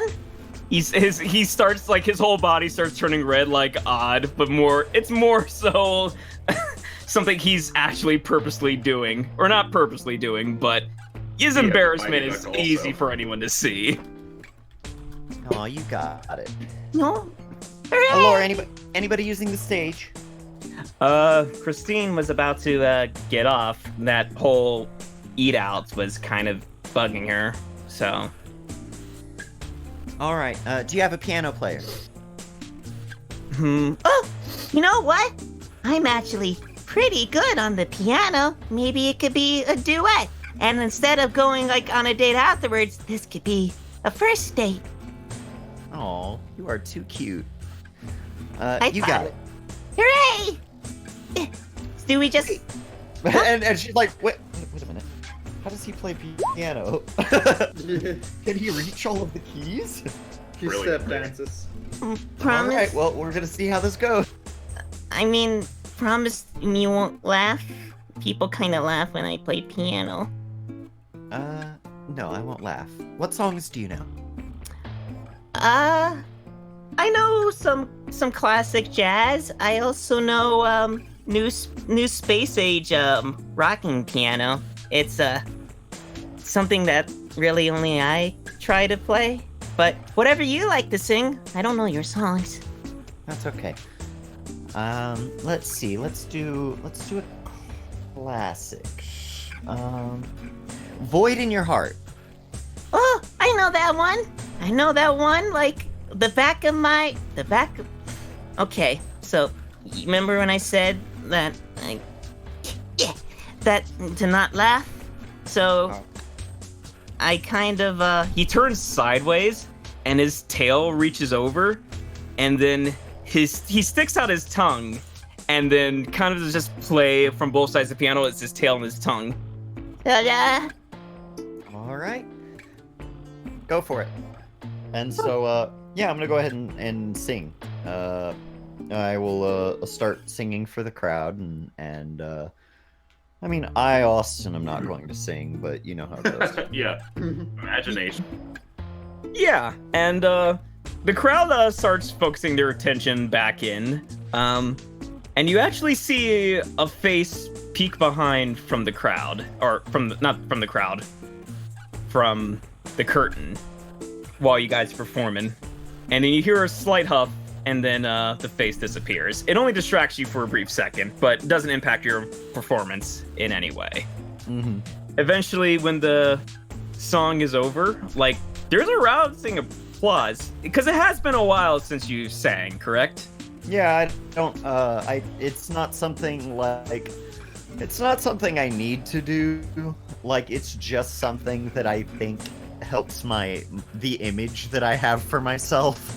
Mm-hmm. And so it's like, it's just like, it's a nice thing to do. It's not something, I wouldn't call it a vice. It's just like something I like to do, like how Steel cooks. Like, the Steel's bad at that. Yeah. Yeah. But no, this is actually really good. Like, this is something that you were known for a while before you started singing a lot less. But it's a very, very loud applause. People are very happy, especially since Uksu, nobody expected. They kind of snickered a little bit, but then as the music came out, like, they really celebrated this. Like, this was a very nice performance piece. You don't usually get to see this kind of action here. Mm-hmm. And so at the end, I kind of put my hand over the mic and just be like, "You did a great job, Uksu. I'm very impressed." Yeah, really? Absolutely. Hooray!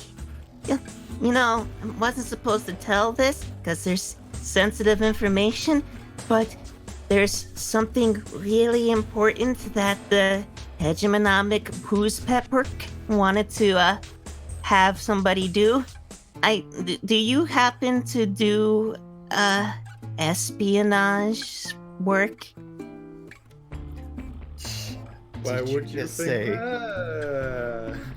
Did you say espionage? Yeah. So, a little close, but yeah. Stacy was putting out a call to have someone sneak in somewhere. I don't know how good friends you are with that Miss Alora, but I hope you get the job because we paid pretty well. Did you say pay? You a little close again? Oh, thank you so much. I'll definitely inquire about it. Yeah. And anyways, I'm sure they need me back to make sure that the job was well done. But it was very nice to meet you, Covenant. I would like to go on a second date, maybe. Sure. You kind. Really? Absolutely. Next time I'm in the station, I'll give you a call. And I give him my card. Oh, a card. He tucks it into his robe. It was like, I will never lose this, ever. Thank you. But You better not. And you would be mad, wouldn't you? I don't want to make you mad. Oh, I'd be furious. Ugh. I say, completely obvious that I'm joking.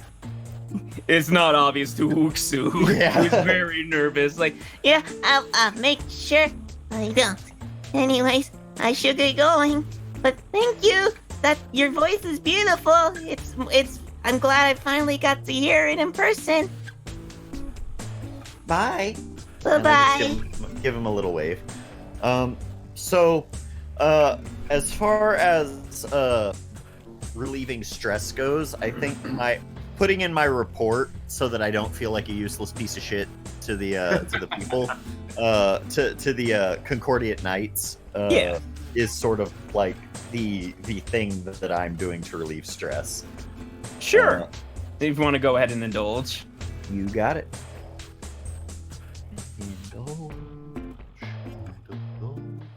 Where's that at? Okay, here we go. No bonus dice. 3. Not bad. Not bad, not terrible, but yeah. So, it was, like, Allure said it's a standard report. Like, again, like even you said, it was a standard affair. Like, the only thing that really stuck out was the break and Breck, but that wasn't specifically you in business for the Concordian Knights. That was more you guys making your money. So, definitely it's also it's also important for them to know that you know, like, it's more also just to be like, hey, if anything is going on in Breck, if tensions seem a little high, especially as it pertains to the Wave Riders, this is what happened. And so it's just to keep them in the know as to what's going on in the what's going on. Gotcha. Because, like, even keeping tabs on them, I'm imagining you put a line in about that they're specifically going to be tracking your group specifically, and that you're not going to have it compromise the Concordia Knights, and that maybe didn't fly too well, but they still appreciate the honesty. Yep. So, yeah, no, absolutely. Did you want to do anything else? Talk to Allure more? I think, like, yeah, that's probably not a bad idea. And so I will come on back down once my show is over, and just be like, so that was our that was the contact that you referred to, yes? Well, I suppose it was. I hope that gets friendly. They get more friendlier faces in that little clique they have, talking about all their rumors and secrets. You know what? I always put them up as stiffs, and so that's a better face to see. But anyways, you know, I could do what's normal and leave this with the higher ups and have the information passed down, but maybe like, their contact went ahead and did a bad job and just let it slip to a certain face to see it first before anyone else gets their hands on it, and just kind of slides the transponder over. Oh, would that face be mine? I say as I like, very sleight of hand, sort of pick it up and put it away. As long as it keeps staying that pretty, I suppose it will be. Well, thank you. No worries. You might want to use the back room and listen to it. That is if, you know, Christy is out, so. Sure. And so I go up to the... So are these yellow bits doors? Yeah, that's, that is to the back, the dressing room. Okay. Yeah, I'll just slide up in there. Yep. When you try to slide in, you bump into the door for a second as the door bumps back, and then I'll reveal. Give me a second. There we go. There we go. Sorry about that. Yeah, you better be. Didn't hear that. And so, thank you. And so I sort of scan the room, make sure nobody else is in here. I close the door behind me, and I give the thing a listen. Okay. Give me 1 second. Just need to... I like this effect. You pop up the transponder, and a little holographic face comes up. I was like, all right, cheers. Name's Stacy Weathers, reporting for the Hegemonic News Network, and here's a little public call to the Concordian Knights. I believe that you want to keep your planet safe, as normal. I know for a fact that you guys use that little grail of yours as a little dropping point. It's not, you don't worry. Your secret's safe with me. But I thought we could work out a little deal. Whoever you want to give this job to, it's gonna involve a little bit of down and dirty disguise, espionage, and a bit of stealing work. So you might want to put your best people on this, because we are going big. We are going to deal with, I'll say first, the Turner Society, and you know, a little bit of druggies. Like, what kind of business could they want? was no secrets that the house sent somebody to kind of do some little dirty alliance work with them. We all know that there's a little bit of hush money, a little bit of slush funds, and I want to get a little bit of evidence on that, as well as whatever they're keeping secret in there. The house has something that's going to be analyzed that might be turned into, honestly, I don't know. But they want it, and I want to know why.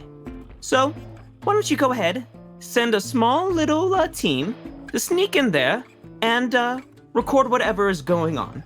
I'll give you this warning. They do have measures that make taping and recording difficult. Some Xeno that has a way to detect electromagnetic pulses, whether it be the workings of a microphone, the workings of a video. So that's up to you to figure out, but not my problem. You figure out that problem, and as a solution, creds will be put into your pocket in fat stacks. So, give us a ring of whoever's gonna take this job, and we'll see where that goes. This is Stacey Weathers reporting and signing off. And then the message disappears. I just sort of smile as I'm cupping the thing in my hand, and I sort of like look over back at where the rest of the crew would be, like not like kind of like through the wall, but like and so I'm gonna go out there and I'll wait to deliver the good news until we're back on the ship. Okay. Oh, Laura just kind of like.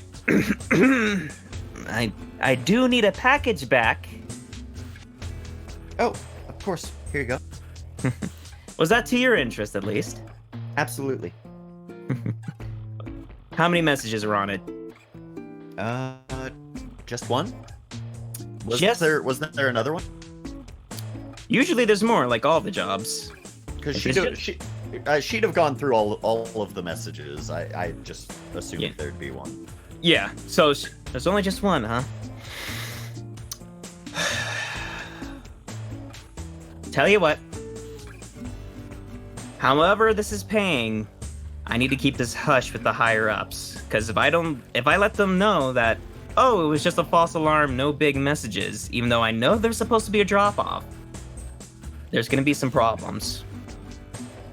Whatever this pays, you need to slide a cred or two over so I could kind of keep things from getting too hectic. You know what I mean?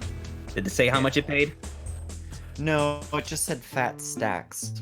Well, who's the target? The Turner Society? Do you know anything about that? A couple of druggies that have a bunch of society houses. One here on Sohandra, and a few around this sector. But mostly here on Sohandra, and that's about it. At least from what I know. They don't usually cause us trouble, but I usually keep them out. I see. All right. Well, I'll look into it, and thanks for the heads up. Yeah, I'll do what I can, but like I said, they're not gonna like when I have to lie about no interesting message. Unless you want some interference, then that's up to you. Do you want me to? Because if there's no interference, whatever you like, if I don't want to hide anything, they might come on this job and not tell you. It's your choice. Do you want them to interfere, or do you want me to kind of pull some strings for some cred?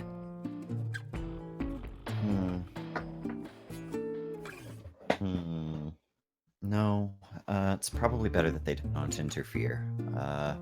So I will slide some money over. How much do you want to give her? So, I'll give her one. The extra, that little extra that went to me. All right. I'll do what I can. I'll guarantee you that they won't cause you some problems. Thank you so much, Illifor. I mean, hey, what are friends for? Friends. As long as you keep stopping by. Remember, you always have a home here, Covenant. Oh, I know. Thank you. And I just sort of take a sip of wine and get ready to head out. All right. I think that's a good place to call that scene. So, Avery. Yes. Okay. So how would you want to spend your second downtime? Your obligation to the Draxler Raiders has been met. So the time is up to you. For the spiked suckers, do I already have some or do I need to go make some? We'll just say they're on your person. Okay. Then also because there's been a lot of heavy roleplays, probably just gonna go back to the ship and do that vice instead. Okay, just keep it simple and just roll for that on your own. Yeah.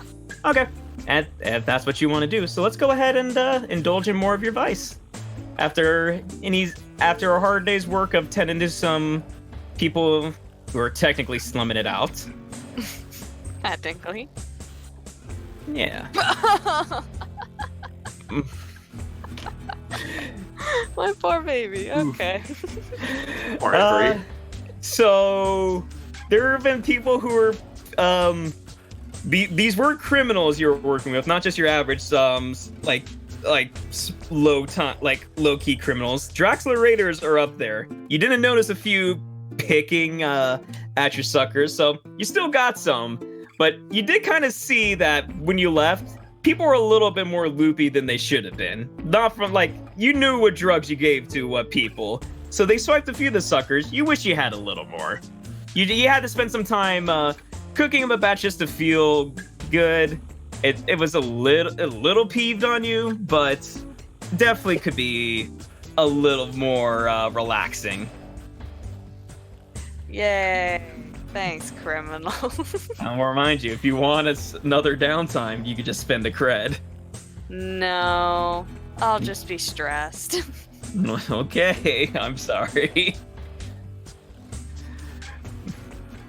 You walk back to the ship and just kind of enjoy your suckers and just wait what's gonna happen next. Speaking of which, I believe next was Odd. Sorry, I had to unmute myself. There's many tiny children screaming outside my home right now. Yeah, they want fuck hands McMike to have an encore. McMike, yeah. I think I'm gonna be fuck hands McMike. When I grow after yeah. Such intense transformations today, I feel like Odd's probably pretty exhausted. So he's probably going to go and bucket. Okay. Bucket. Go into bucket. Okay. So is this at the Grail it's probably or back at the ship? All I right. don't carry your bucket with you. Maybe you do. All right. So we go back to the ship. Let's say you find a nice little hole in your normal cargo hold. Find a nice bucket to sit in, and just drip into the bucket. It's your home. So let's go ahead and indulge in that vice.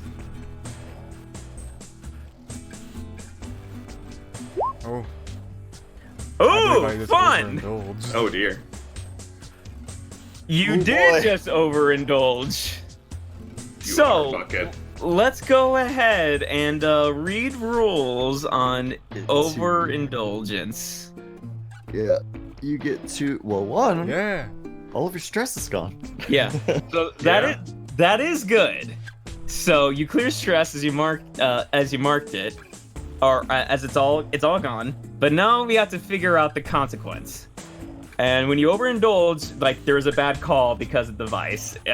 Whatever, we're gonna figure out what went wrong with you using your bucket, but there could be some rash action. You reduce the money in your stash by 4. And if you can't, you guys are going to go into death. Oh no, just by him being in a bucket. So there could, or there could be big talk. So let's say before you exited the Grail, this thing about you being fuck hands Mike brought some attention that you really didn't want, and you would gain 2 heat in this system. or you become lost, where your character vanishes for a few weeks and you play a different character until Odd returns from their bender. Whoa. Oh, jeez. So do you want to, because you don't have anything in your stash, so the crew would go into debt. Do you want to put the crew into debt? Do you want to take some heat? Or do you want Odd to just be gone for a while? I want to put the crew in debt. What does... Yeah. That Mighty Duck was really expensive. They give you the bill. I said it was free. I lied through my teeth. What does the you could have. We don't know. crew think about taking heat? So I do have a.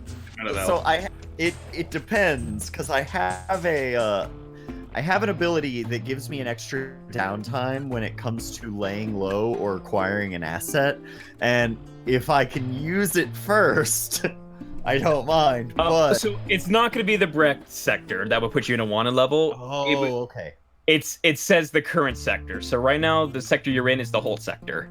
Gotcha. So that's like our home. Damn. It is your home. Oof. It's okay. I don't mind taking Mighty Duck. I don't mind taking some heat there, because I can just kind of get rid of. Yeah. Mm-hmm. Yeah.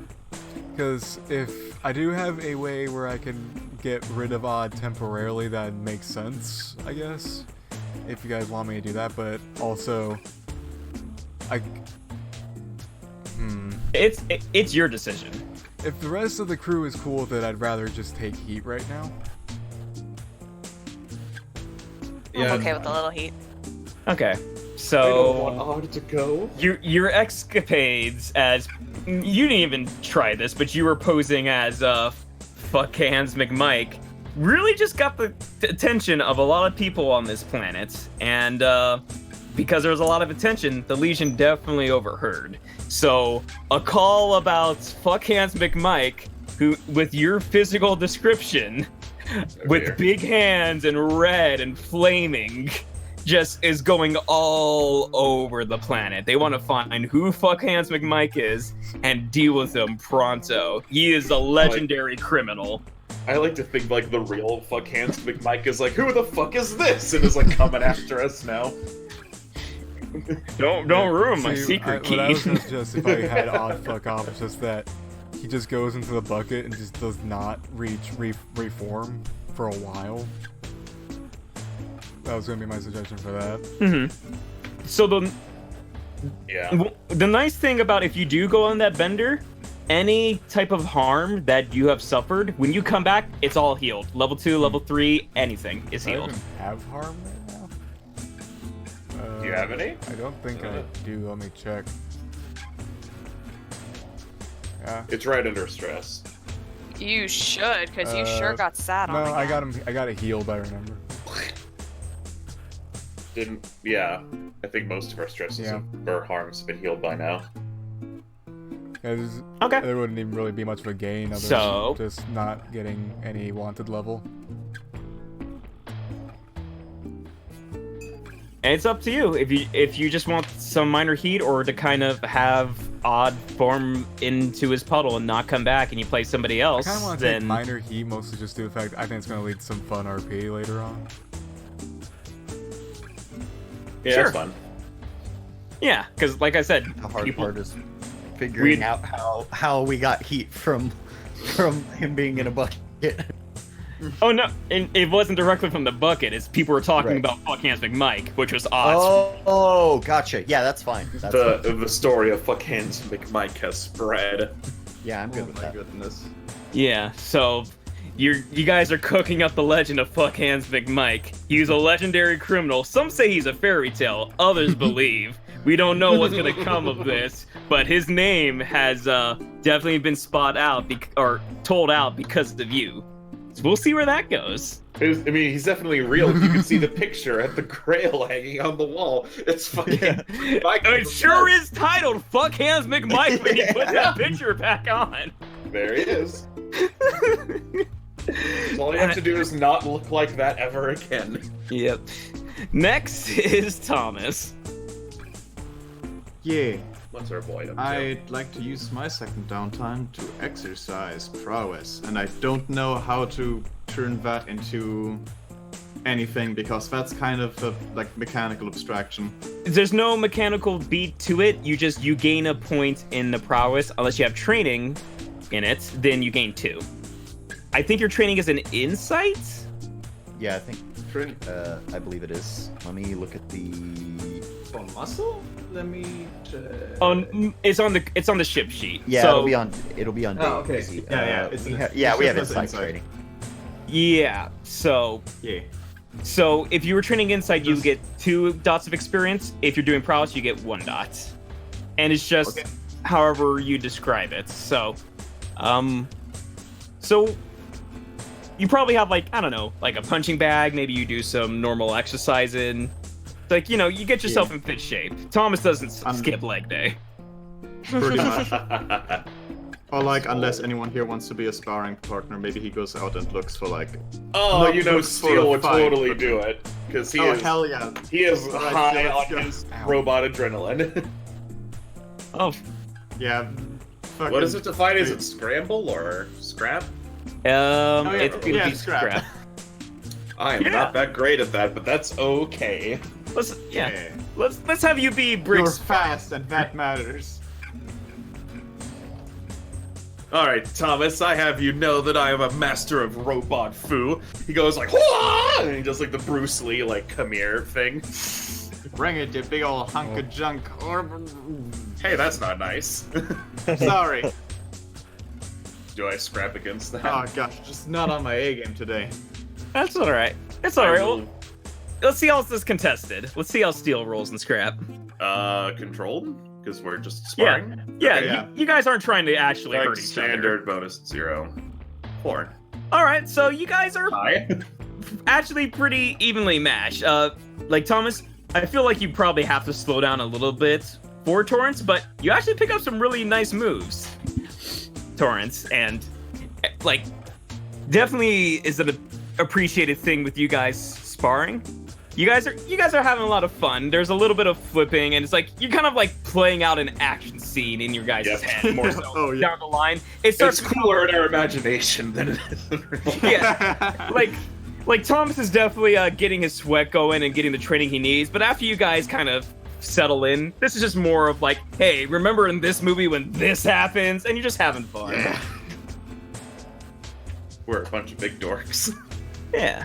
Yeah, I guess social link up. And if you guys want to keep talking before we move on, is your opportunity to. Thomas, this is your situation. If you want to talk, you gotta start this off because I can't think of anything off the top of my head. So Jones' housewife? No, I'm not. There's nothing. I've got nothing. I got nothing too. I can ask about your mask, but I'm sure everyone else does. So. Oh, it's a mess under there. You don't want to see that. Is it another mask? Maybe I should look into that. Are you a secret robot? I mean, if you are, you can tell me. I just happen to be a robot myself. I feel like you would know if I was. No, I mean, I don't know. I mean, I don't have like a robot sense. Yeah. Robots can't just detect other robots. It's not a thing. It's not? No. Huh. I don't think it's actually out of character. I don't think that's a thing. We detect them the same way everybody else detects them, with our eyes, or with our ears if they decide to tell us. There I'm you go. something new about you every day, Steel. Yep, I'm just a bag of mysteries. Subject successfully dodged. Let's move on. All right. Someone else can go. Torrance, me. It's your last downtime until people spend credit. Yeah, I'm all stressed out, and I'm done being stressed. What are my options? I guess I actually don't know. I'll go ahead and list all the options for. Can I do like the training thing that Thomas just did, but in a different way to get a different stat up, or? Yeah. So here are all the actions you guys can do. There's acquiring assets, which if you want to grab something, whether it be let's say a ship part, maybe something for the next job, a vehicle, special item, maybe even a service, you acquire an asset. And that's just getting something from somebody else that you don't have. You could craft something where you go ahead and start a personal project and try to create an item. There's indulging in your vice, we know that. There's laying low, which is to reduce heat in a sector. There's a long-term project. There's recovering to get rid of your injuries. There's repairing the ship, and there's training. Well, the ship's already been repaired by, like, those guys, so you don't have to worry about that. Yeah, it's just regular maintenance. Right. I guess I'll do some training also. Cool. What do you want to train? Probably something in, prowess, I guess. I'll get some prowess up. Technically, I've leveled up, so I guess I'll, So it'll go back to, yeah. Right, it goes back to 0. Mm-hmm. Scrap was the fighting one, right? Yeah, so since you filled up your bar, you could give it thought. Cool. Yep, I'll give it I'll give it another one. So yeah, Thomas definitely taught you a lot of cool moves to use. So whenever you were backed up against the corner, wise, so yeah. No one should put Torrance in the corner. Do the leg sweep. He remembers Thomas saying, "It's like, oh right, I can kick." But yeah, if you want to train prowess. Yep. Yeah, so just put another dot or another experience point into prowess. Cool. All right. So you guys have a really cool training session, and yeah, it goes really well. Cool.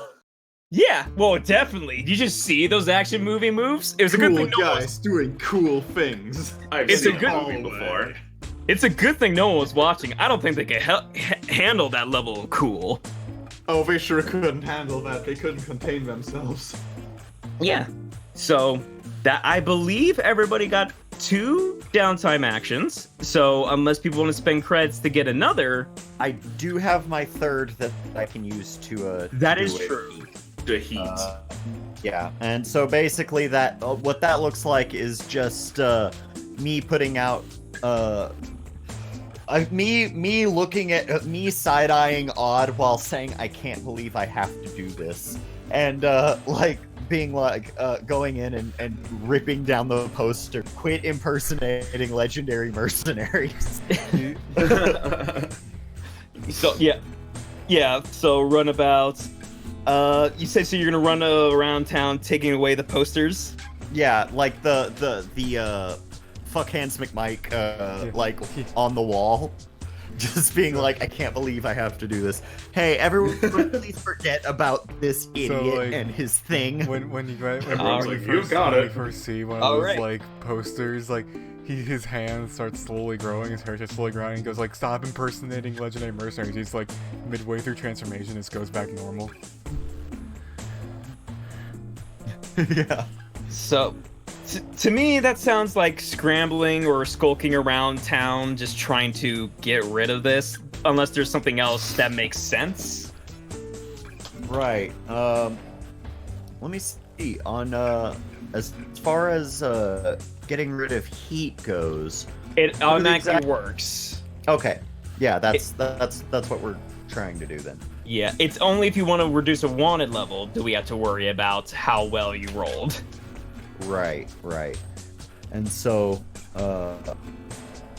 yeah, it's just playing low. So, like, if I don't have to roll, I don't see why we should. I guess that's fair because it's going to reduce it. I was more so just asking just so there is a roll and if we want to RP it out. But no, if we just want to say that you were just falling behind Odd and like the Legion and just waiting around once you know the coast is clear, taking off posters, and that's just been your day was cleaning up his mess. Yep. Okay, so I'm gonna go back to the faction sheet, and this is gonna be specifically for the Holt sector, right? Yep. Okay.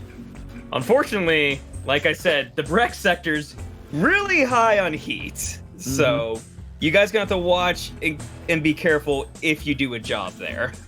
From what you know, if you are going to take this job specifically, you do know it's probably going to be in the Holt system because they said it's a society house in Sohandra, which is this sector. So, no problem. All right. Anybody else? Does anyone want to spend some credit on another downtime thing? I don't think so. I can't think of anything I want to do. Cool. Yeah, same. So aside of like just regular RP, whatever. Knowing my luck, I'll overindulge. You'll somehow roll a 20. So this would be the part where it's kind of that pre-set up job phase, and you guys could kind of figure out, like, if you want to do any actions to kind of research about the job, jump into it, you can, or we could call it. It's up to you guys. Yeah. How much time do you have, Keen? I'm good for like another hour. Okay. I would like to gather some information. Yeah, let me just find some music. What's this one? Are you gonna tell the crew now that we're all back on the ship? Yeah. I will. I'll get everybody up to date on like the job and what we're thinking it is. I pretty much state, there's a lot that we don't know going in, but there is a good opportunity to make some money, and also, yeah. It seems like a good opportunity to make some money, and I don't think it's going to be that challenging of a job, as long as we go in prepared. Okay. So, yeah, all of you guys meet back onto the ship. Eventually, like, discuss everything that's going on. Yeah, I'll put you guys at the table. Oop.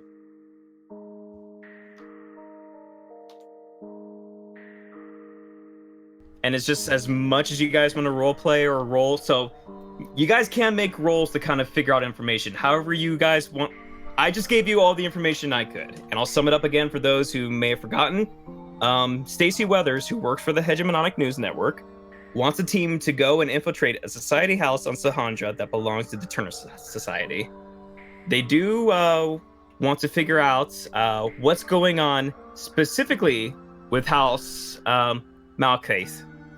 The house, there is somebody who's going to be in there and have a secret meeting. She knows that for a fact from her resources. She wants to figure out what that meeting's about and try to get evidence, because having evidence against the house is always a good thing, especially when your business is based on rumors and blackmailing. Yeah. And that's just about it. What do we know about House Malkalith?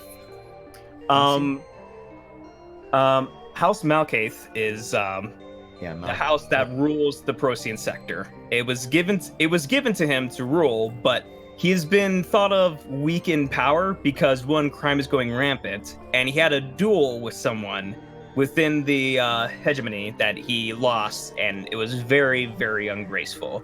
They kind of think that he could have gotten a much nicer sector to rule over if he probably did better on that duel and did disgrace himself. So everyone's really kind of finding a way to go out and overthrow him. But whether that be criminals just getting powerful enough to lead a charge against him, the underbelly of the hegemony, such as different hegemonic factions just playing their own game, such as the Guild of Engineers, such as the Lost Legion. It's why this sector is very cutthroat, and dirty business is not uncommon no matter where you go. Less so in the Rin system, but definitely all around. Holt, Iota, Breck, there is a lot of dirty deeds at play. But the house is in a very weak stance, and anything can happen. Okay.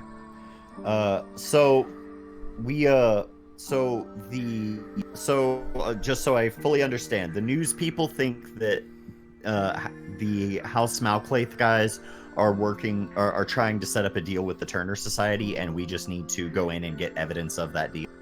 Yeah, they think there's going to be a meeting, and they also think there's going to be a drop. They would love to see and get their hands on whatever this item is, but they don't know what it does. But they do think there is going to be an exchange of some sort. Basically, it's treated as this. Depending on how much information and how much you take from the society house, is going to influence how much creds you get. Mm-hmm. Okay. Whether it be from what you take and give back, what you take and pawn off, how you sell the information to the news network. It's based on how successful this job goes and what you're able to take from it. You don't know what's going to be on the inside yet. All they know is the opportunity. All you guys know is the opportunity of the job. And we know that there's going to be some sort of alien who's looking for bugs, right? Yeah, she gave you the heads up that there is a Xeno who is very good about dealing with surveillance. Okay. So what I would like to do for my information gathering is I'd like to go study up on alien species that are capable of seeing and feeling this sort of sense. Okay. Go ahead and give me a study roll then. You got it.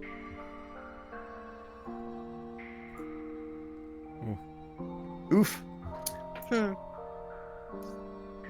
You honestly think that it's when you go to people, they kind of tell you it's more so of a fairy tale. There's not that many pieces of documentation about this kind of Xeno that could read electromagnetic energies in the air and from such a distance so well that they're very aware, almost of a mind link, what happens with video or audio. You don't know what kind of name, what kind of countermeasures or anything. It's honestly, it sounds like fake news. Mm-hmm. Okay. So that's what I believe, and that's what I will report back with when I make it back. Okay. Okay, who's supposed to be trying to or I guess who's doing the meetup is like what kind of rank are they? Is this a criminal person or is this higher rank? With the Turner Society, you mean? Sure. The Turner Society are a criminal gang. Okay. Because they as hinted, they're kind of drug peddlers. So they're a criminal syndicate, and they're not that strong compared to most other criminals, but to you guys, they still have some countermeasures that could be a problem. They're tier 2 while you're still technically tier 0. If it's within one tier, I don't worry about it. Since it's kind of 2 tiers, things may be tricky, but not as bad as, say, if you're going after the Lost Legion, who are ex-Legion members who are very powerful and stole from the guild, stole from the house. They're a tier 4. Fucking with them would be a bad idea. Fucking with the Turner Society isn't necessarily a bad idea, but there are some risks. They're not some backwater gang that would cause you no problems at all. There's gonna be some resistance. Okay. What kind? You don't know. Okay, I'm gonna go slightly down a different path. Because I just had an idea. This is they're meeting. Where are they kind of meeting up again? I know you repeated this, I just didn't fully process it. There is a society house that where the meeting's supposed to go down. Which probably has, servants and, workers and stuff? It's assumed. Kind of have, I'm gonna assume Avery has, at least a bit of a knowledge of how, working for, these kind of places work, even just from just her family situation, even if it's not specifically Absolutely. A social house. So she's gonna maybe go to the places where she knows these kind of people talk and where these people kind of go afterwards and see if any of them are talking about the situation, or at least talking about the house and ways we can get in and stuff and out. So rumor fishing for information from the servants themselves. Okay. So this could be from what probably some swaying because you're. Yeah, because you're probably holding some information back and trying to just coerce these people who don't necessarily know you. They kind of spill beans of stuff they probably signed to keep silent. Mm-hmm. So you're trying to loosen their mouth. So this is a sway. Is position mattering here? This is gonna be risky standard. Okay. Oh. Oh boy, it's information gathering rolls. They look at you and they don't really feel comfortable talking. They're they recognize you. They know that you used to come from similar houses and nobility, and like you recognize a few of these folks, and they recognize you, but they also know of the code that the way you were asking about the information and the stuff you already know and kind of try to fish out of them, they feel like if they were to say anything and something was going to come of it, their ass is on the line. So unless you give them some money to loosen up their mouth, like a cred, if you give them a cred, they might drop some information, but they're not going to give it away for free. I have... You know what? Sure, with how these rolls are going. Okay.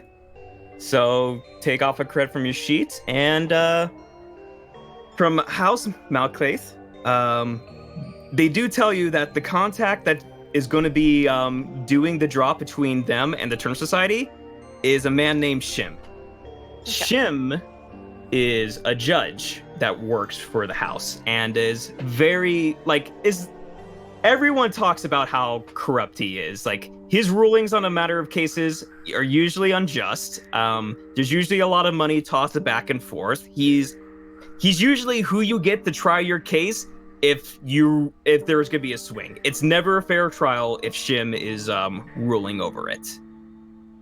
They don't drop what he's about to exchange, but they do say that it's him you're gonna look for. And I'll give you guys a picture that also, if you remind me, I'll reveal before the job. This is who you're looking for. Oh, look at that noble man. Ooh. This guy's in Legend. Yeah. That's a nice jacket. Goddamn. Yeah. As far as when you explain you want to get information and like infiltrate, they do say that getting in, like into the public parts of Society House, isn't as bad. It's going to be a standard meeting where anybody could come in, check out, and talk. It's getting to the back rooms that is going to be harder. There's going to be your normal set of guards. You're going to be watching hallways and just trying to make sure that unless you have a reason to be in there to where they pretty much drop, people do drugs and just stay away from the Legion. Their private place to just do drugs, hang out, just, chill. You need to have a reason to be in there, whether it be paying creds up front to just be safe and have no one watching you, or you sneak in, whether that be, they'd give you one opportunity, and that's an air duct. Like, there's still a ventilation system. If you could sneak in, it's noisy. Counteract that, you could probably get in there, and maybe above the ventilation shaft where the meeting's supposed to take place. It's the noise that's going to be the problem. Because it's a small society house. It's not meant to, take the hangar as an instance. Sneaking in there through the air ducts probably would have been easier. Sneaking in here, where it's just supposed to be very small, much, much harder. But they said that might be an opportunity if you find a way to counteract the noise that might be created. Okay. And that's most of the information they give you, unless there's something specific you wanted to know that I didn't say.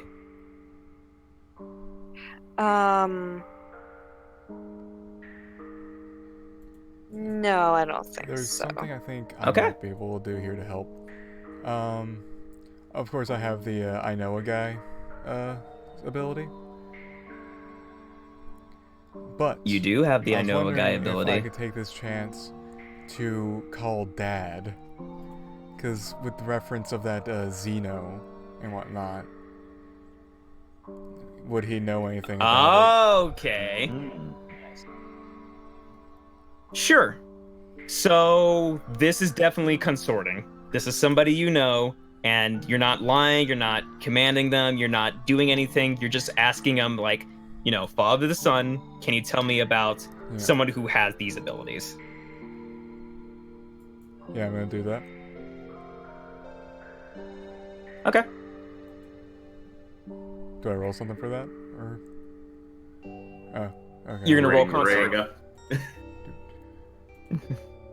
In this episode, Odd learns how to pick up a phone. Sort. Okay. This is gonna be controlled standard. Because there's nothing wrong with this. Goddamn. Oof. So the phone picks up, and it's like, oh, odd. I honestly wasn't expecting a call. He's not doing the any fake voice this time. This is just a standard generic tier voice. You're well, I imagine, right? Able to hold yourself and I'm getting better. blend in better at it. just fine, right? You know, I'm glad to hear. What is it that you were calling about? I assume there's something you needed. I was calling to ask you about a Xeno, and that might be a problem in the future. Well, there's many dangerous alien creatures in this sector. You're gonna have to be more specific. I forgot what you said the abilities are. I believe you said it can like read video and radio stream. It can sense. It can sense recording, and like it can sense recording devices that are like on. Yeah, Odd says, do you know of a Xeno that could potentially sense recording or recording devices from that are on? God.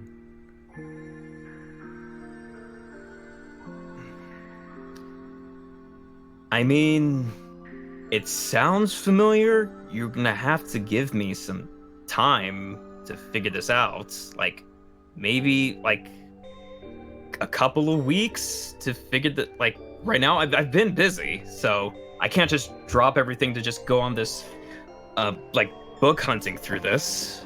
But you don't need this information right now, right? You know the meeting's taking place like in a couple of days. You don't have. We do not have that much time, but I do appreciate your concern. Well, I wish I could have been more help, Odd. But it was nice hearing from you.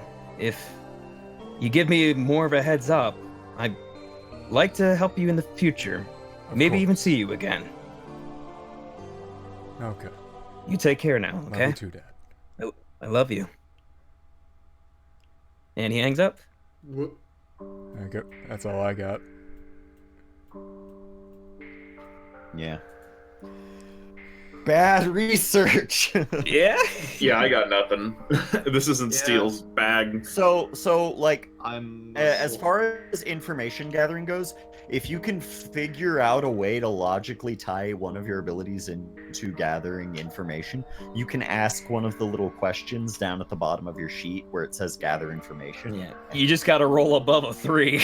You just gotta figure out how to... What's really going on here? Yeah. It doesn't matter how you gather the information, unless you just tell me how you're doing it and who's involved, and now that'll let me tell you how you get the information. Steele doesn't know anyone for this kind of thing. The only people he knows are these guys and a racer. Maybe a valet for the judge? I mean, why did I say valet? I mean, like the personal driver of the judge? Chauffeur. Thank you. Oh gosh. Steele knows all of the people who drive vehicles for a living. Why not? Yeah, I guess why not, huh? Sure. Thank you. I'll try that if I'm allowed. You're allowed. Cool. What do I roll for that? You're gonna consort or sway or command. One of those 3. Are they a Xeno by chance? I don't know. Damn, I don't know either. Torrance would know, but I don't know. We'll say no, I guess, because I feel like I'm cheating. I will tell you right now, and this is something you may or may not know, Xenos involved with the house is kind of unheard of. So, so in this certain situation, I'm gonna guarantee it's a no. Yeah. All right. What is this? Controlled? I assume controlled. Controlled. Standard. Standard. Bonus dice 0. I don't know. You talked. My chauffeur guy doesn't know. You talked to the dock workers, and they said they'll answer a question if you loosen their lips with some money. And y'all give you 1 question for 1 cred. I don't know what to ask. You get So you've got that little list of questions down there at the bottom. Yeah. And those are a good like guideline.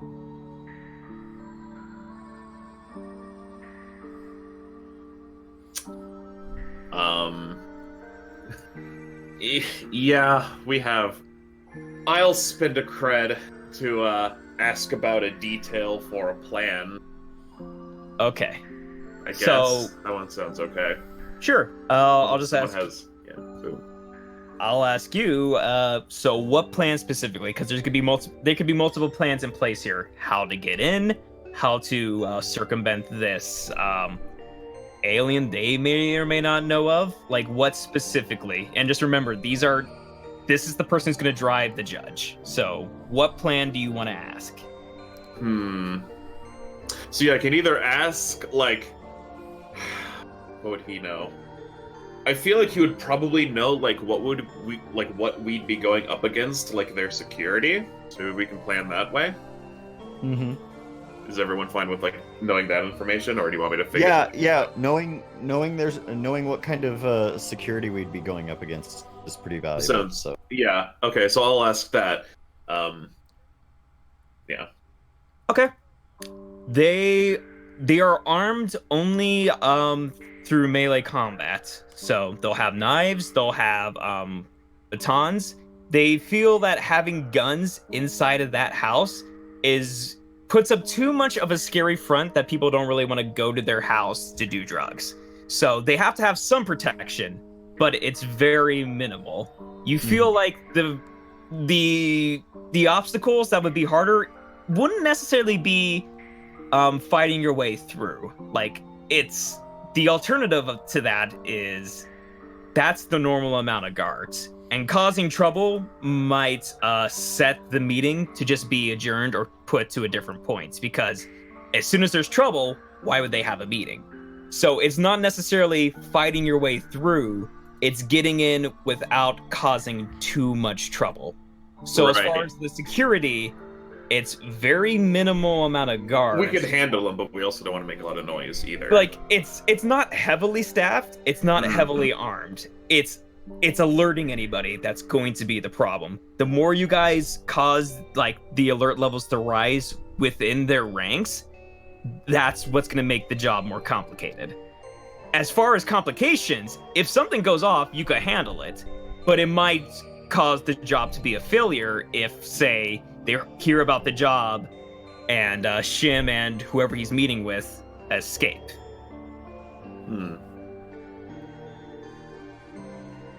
Yeah. Well, that's good information.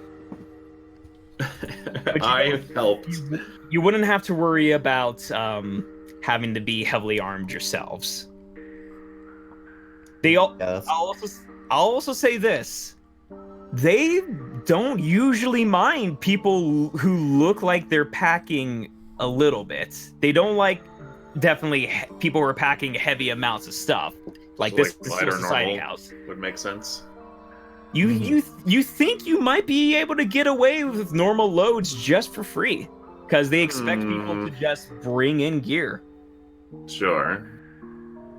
As long as you're not there to cause trouble. Right.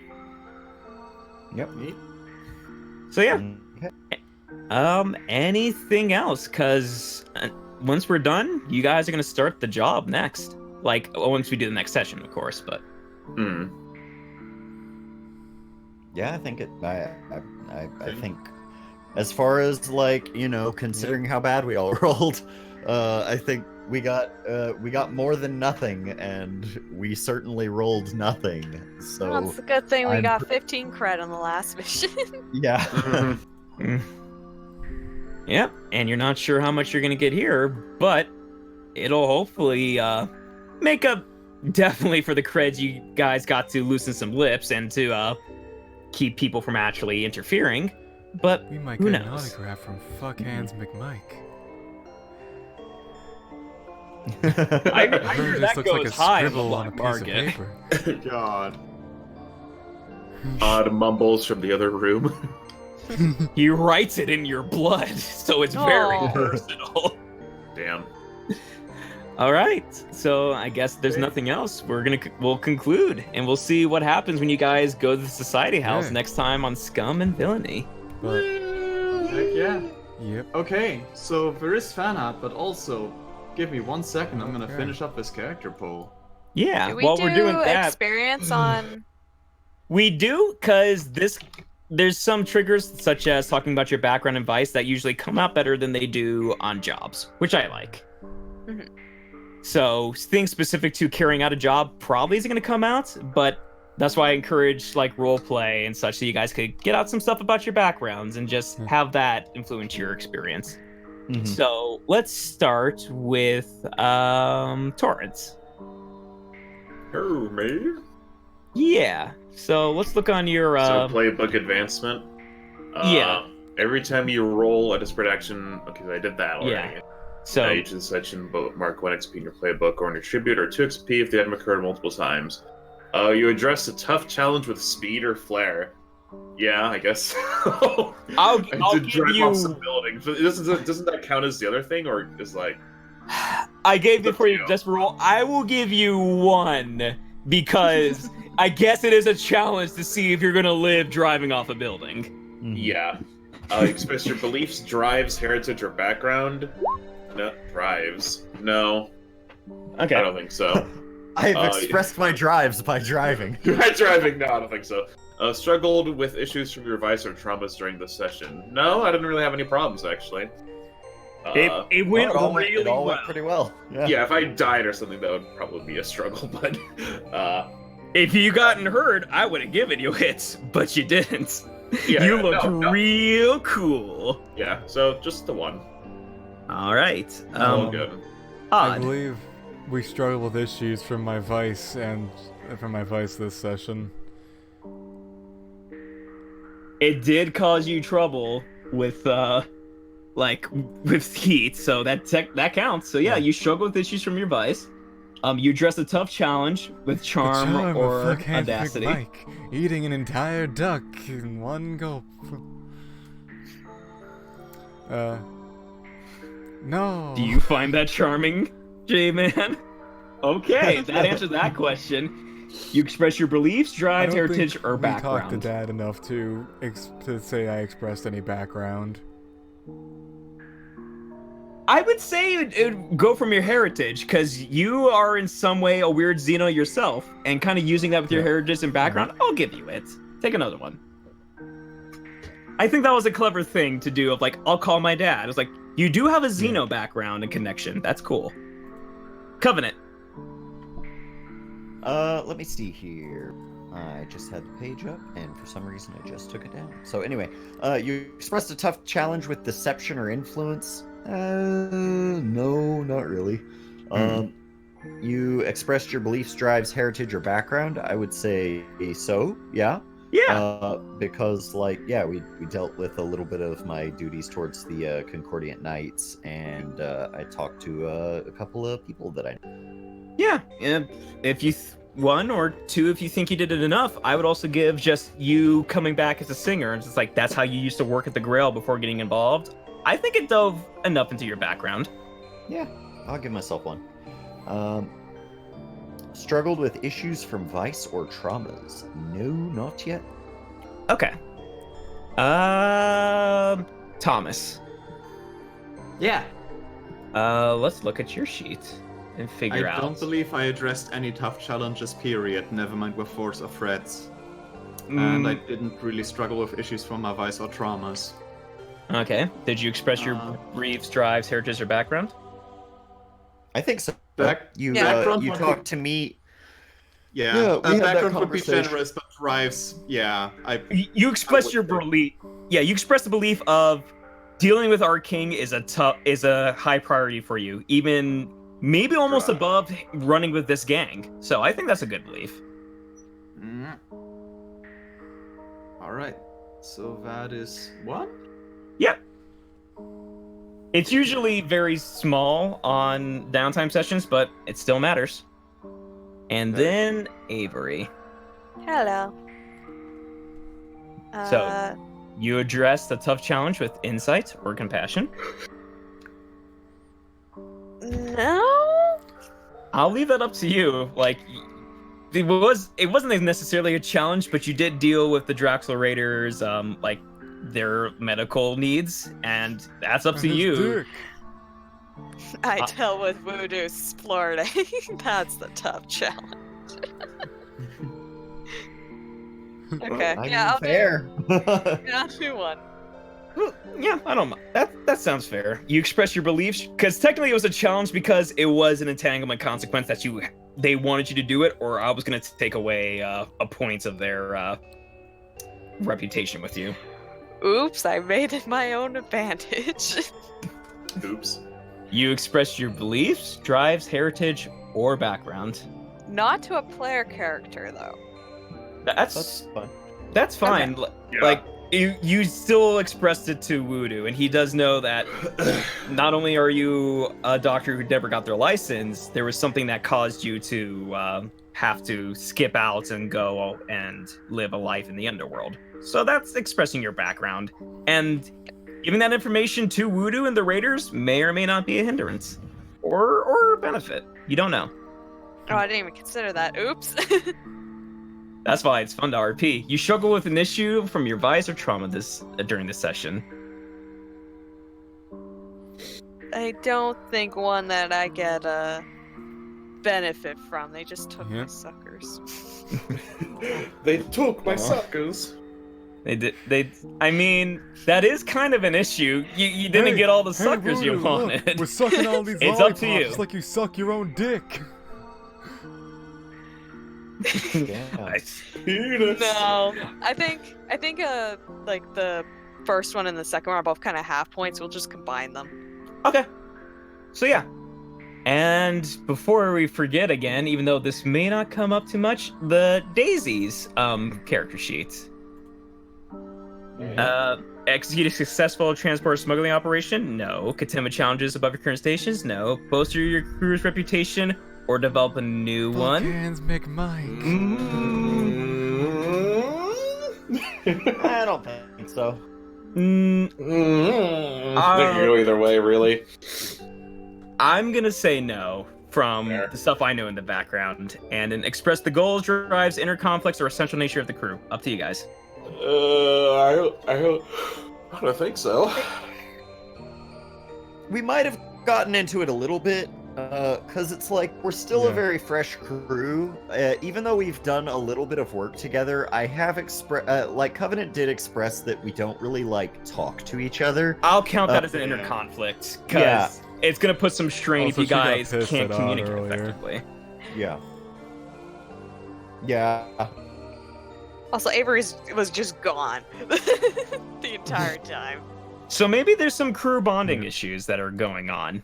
Like, it feels like you guys, like, other than, like, Thomas and Torrance are doing Torrance, fine. Yeah, they're content of not having to talk, just kind of be just dudes doing dude things. The issue with Odd is that Odd is really down to talk, but the big issue is that he's odd. What's better than this? Just guys being dudes.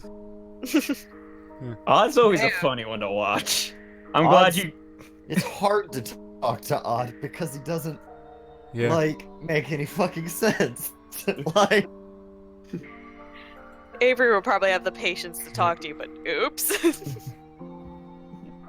Alright, so that does it for the experience. Did you post the character poll already to the chat, Neko? Yes.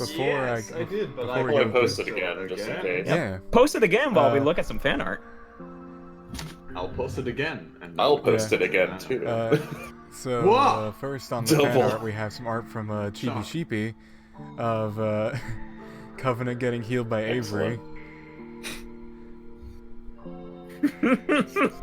Yeah. Avery looks so tired. And with a little All that quote from stress. Chibi saying that it's supposed to be a gunner arm, but I guess it's a Tetris block now.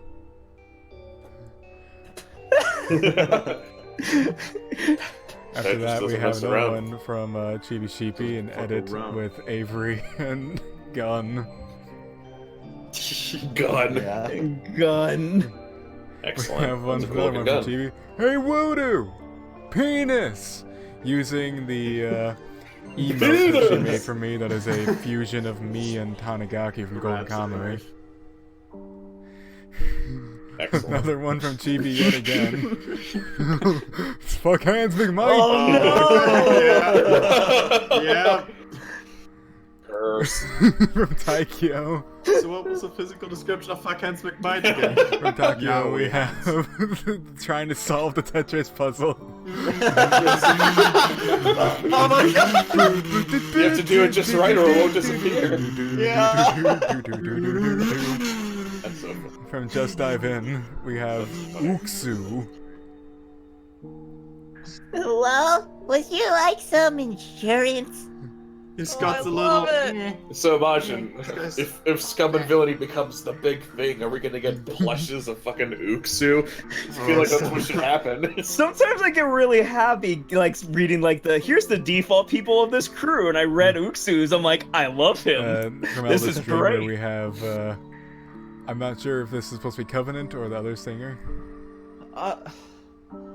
Yeah, it's Covenant. Covenant. It was it's when she kind of like bonked yeah. herself in the head, trying not to get shot. Really? Really? Aww. In the background. From Just Dive In. Avery sweating. Torrance Jones, get your A goop plus cakes for here. effort. It's gonna make pancakes. It's just gonna be like soup bowls full of like Just full of warm. like wet dough. Oh. That's it, right? I mean, From pancake soup. Elvis Dreamer, we have That Uksu. sounds awful. Oh. Oh, look at him! He's got a little knapsack! And from Chibi, Gotta we carry have stuff around. Uksu again. But he's naked. There you go. Got the clothes on him. Jeez, I wonder who's the mascot going to be of this game. Yeah, gee, I wonder who it'll be. Oh, shit. Looks at alien pet thing that we have on the crew sheet. Yeah. He's a piece of From, he's his Just own Dive In, person. we have Thomas. Let me Nice. refresh the Really good, page. Thomas. Thank you. Yeah. From Oh, Mishroom, we oh have my a nice goodness. little gif.